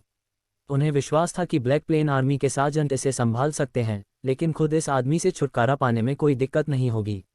और जब मिनोस ने डेल को कांपते हुए देखा जब वह हिलने की सख्त कोशिश कर रहा था, युवा स्टुअर्ट ने चारों ओर देखा और आह भरी। मैं उन अन्य लोगों का ख्याल रखूंगा जो पहले भागने की कोशिश कर रहे हैं। फिर उसने अपने एक हाथ से डेल को पकड़ लिया, जिससे ये समुद्री डाकू उसकी बाईं ओर रुक गया। उसी समय उसने अपने दाहिने हाथ की तलवार का उपयोग करके कई हवाई ब्लेड बनाए और उन्हें अन्य डाकुओं की दिशाओं में भेजा। वहां बहुत सारे नहीं थे, लेकिन क्योंकि वे पहले से ही स्थानिक तलवार के प्रभाव में थे, मिनोस उन सभी को एक ही बार में समाप्त कर सकते थे, जिससे सभी के लिए मिशन सरल हो गया। बेहोश बेहोश। इसके बाद युवा स्टुअर्ट ने अपनी तलवार को कई बार लहराया, जैसे कि अपने हथियार से कोई चित्र बना रहा हो। कई विकर्ण और क्षैतिज ब्लेड हवा में कट गए, अलग अलग बिंदुओं पर जा रहे थे। उन सभी डाकुओं में से जो मिनोस की तकनीक के प्रभाव में थे, इन हमलों को तेजी से अपने पास आते हुए देख सकते थे, क्योंकि वे निराश थे। असहायता की भावना उन सभी को महसूस हो सकती थी जो वे अपने कई पीड़ितों के साथ पहले ही कर चुके थे, जो दया भी नहीं मांग सकते थे। मैं करने जा रहा हूं, लेकिन करने को कुछ नहीं था। वे अभी सोच भी नहीं पाए थे कि ब्लेड उनके शरीर पर लगे। एक का सिर धड़ से अलग हो गया और दूसरे के शरीर अलग अलग तरीकों से टुकड़े टुकड़े हो गए। दर्शक कई लोगों के शवों को जमीन से टकराते हुए देख सकते थे, जबकि इन शवों की गर्दन से खून की धारें निकल रही थीं। उसी समय जो लोग आधे कटे हुए थे, उनमें से रक्त के ढेर और आंतरिक अंग दिखाई देने लगे। दर्द की एक भी चीख नहीं थी। उन लोगों के लिए ये सब कुछ ही सेकंड में खत्म हो गया था, जब वे मिनोस के ब्लेड से मारे गए थे, जो स्पष्ट रूप से उसके लक्ष्य के महत्वपूर्ण बिंदुओं की दिशा में भेजे गए थे। और यह जानने के भय के बावजूद कि उन्हें मार दिया जाएगा, पूरी तरह से दबा दिए जाने के बावजूद, वे डाकू बोल नहीं सकते थे। पूरी तरह से स्थानिक तलवार के प्रभाव में होने के कारण वे चिल्लाने या दया की भीख मांगने के लिए अपना मुंह भी नहीं खोल सकते थे। आखिरकार उनके आसपास की जगह को दबाया जा रहा था, इसलिए इन लोगों के पास अपने जबड़े हिलाने का कोई रास्ता नहीं था। वास्तव में मिनोस की तकनीक घातक थी, क्योंकि इसने लक्ष्य के आसपास की जगह सीमित कर दी थी, लेकिन यह उन कृषकों के शरीर के अंदरूनी हिस्सों को प्रभावित नहीं कर सका। इसने जो अनुमति दी वह समय पर नियंत्रण नहीं, बल्कि खाली स्थानों पर थी। इसलिए स्थानिक तलवार तकनीक सक्रिय होने पर एक पत्ता हवा में रुक सकता है। उसी समय एक व्यक्ति गतिहीन रह सकता है, लेकिन फिर भी अपने आसपास होने वाली हर चीज से अवगत हो सकता है। हालांकि तकनीक के लक्ष्य के शरीर के अंदर का हिस्सा प्रभावित नहीं हुआ, क्योंकि बाहर की तरफ एक मजबूत दमन था। उन्हें लगा कि उनकी सांसें भारी हो गई हैं, साथ ही उनका शरीर भी भारी हो गया है, जैसे कि गुरुत्वाकर्षण बढ़ गया हो। लेकिन ये प्रभाव उन कृषकों के लिए घातक नहीं थे, जिनका शरीर बहुत कठोर था और वे बिना सांस लिए भी कई मिनट तक रह सकते थे। वैसे भी केवल एक सेकंड के बाद मिनोस ने केवल डेल को छोड़कर उन सभी डाकुओं को मार डाला था जो उसकी तकनीक के प्रभाव के क्षेत्र में थे। अब फिर डेल, जिसे मिनोस ने बाएं हाथ से पकड़ा हुआ था, को नहीं पता था कि क्या हुआ था। उसकी पीठ उन अन्य अपराधियों की ओर थी, क्योंकि पिछले भागने के प्रयास में वह सबसे उन्नत था। हालांकि इस समुद्री डाकू को एहसास हो गया था कि कुछ गलत हो गया है। अचानक जिस युवक ने उससे रोका था, उसने इतने सारे हमले किए कि डेल को अपनी शक्ति का अच्छी तरह से एहसास हो गया। भले ही वह स्थानिक तलवार के दमनकारी प्रभाव के अधीन था, लेकिन इसने उसे अपने चारों ओर ऊर्जा के उतार चढ़ाव को महसूस करने से नहीं रोका। इसलिए उसने तुरंत ही प्रत्येक ब्लेड की जबरदस्त ताकत को महसूस कर लिया था, जो लेवल 48 के किसानों को भी तुरंत मार सकता था। क्या इसी व्यक्ति ने अवरोध को नष्ट किया था? वह युवा मिनोस की ताकत के बारे में सोचकर डर से कांप उठा, जिसने अभी भी उसकी गर्दन को कसकर पकड़ रखा था। और अंत में संपत्ति के उस हिस्से को साफ करने के बाद, सभी भगोड़ों को खत्म करने के बाद, मिनोस ने अपने चेहरे पर गंभीर नजर डालते हुए अपना ध्यान डेल की ओर लगाया। तो तुम वही हो जिसने मेरे अधीनस्थ का अपहरण किया था, हो? ये सुनकर डेल को एक पल के लिए अपने शरीर का भार कम महसूस हुआ, जब मिनोस ने अंततः स्थानिक तलवार से उसे दबाना बंद कर दिया था। युवा स्टुअर्ट को इस आदमी से डरने की कोई जरूरत नहीं थी, जो केवल 44 के स्तर पर था, इस समय पूरी तरह से असहाय था। अधीनस्थ, डेल ने खुद से सवाल किया। उसे अभी अपने जीवन के लिए और भी अधिक डर लग रहा था। अंत में उसे एहसास हुआ कि यह सब उसकी गलती थी और इस संपत्ति के ये आक्रमणकारी उसके सिर के पीछे थे। यह अधीनस्थ कौन था? डेल को इसकी परवाह नहीं थी। पिछले कुछ महीनों में ऐसे बहुत से लोग थे जिन्हें उन्होंने गुलाम बना लिया था। उसे ये भी याद नहीं था कि उनमें से अधिकांश कैसे दिखते थे, लेकिन ये डाकू अभी बच निकलने के लिए कुछ नहीं कर सका। मिनोस ने डेल को गर्दन से कसकर पकड़ लिया, जबकि उसके दूसरे हाथ में तलवार थी जो उसे काटने के लिए तैयार थी। और जब वह मिनोस के बाएं हाथ के खिलाफ संघर्ष कर रहा था, डेल मुश्किल से उसे हिला पा रहा था, जैसे कि युवा स्टुअर्ट का शरीर अविनाशी था, उससे प्रभावित होने के लिए बहुत मजबूत था। उस पल में मिनोस ने धीरे धीरे उस आदमी को अलग करना शुरू कर दिया, एक अंग से दूसरे अंग को काटना शुरू कर दिया, जिससे उसे अगले कट पर जाने से पहले प्रत्येक कट का सारा दर्द महसूस हुआ। दर्द की चीखें हवा में गूंज रही थीं, लगभग इतनी तेज कि वे उस स्थान पर हो रहे अन्य झगड़ों की आवाज़ों से आगे निकल सकती थीं, जिससे उनमें से कई लोग डेल की दिशा में देखने लगे। मुझे मार डालो, मुझे मार डालो, डेल द्वारा महसूस किए गए असहनीय दर्द की चीखों के बीच उसने इस यातना के अंत की उत्सुकता से कामना करते हुए पागलपन से मिनो से उसे तुरंत मारने के लिए कहा।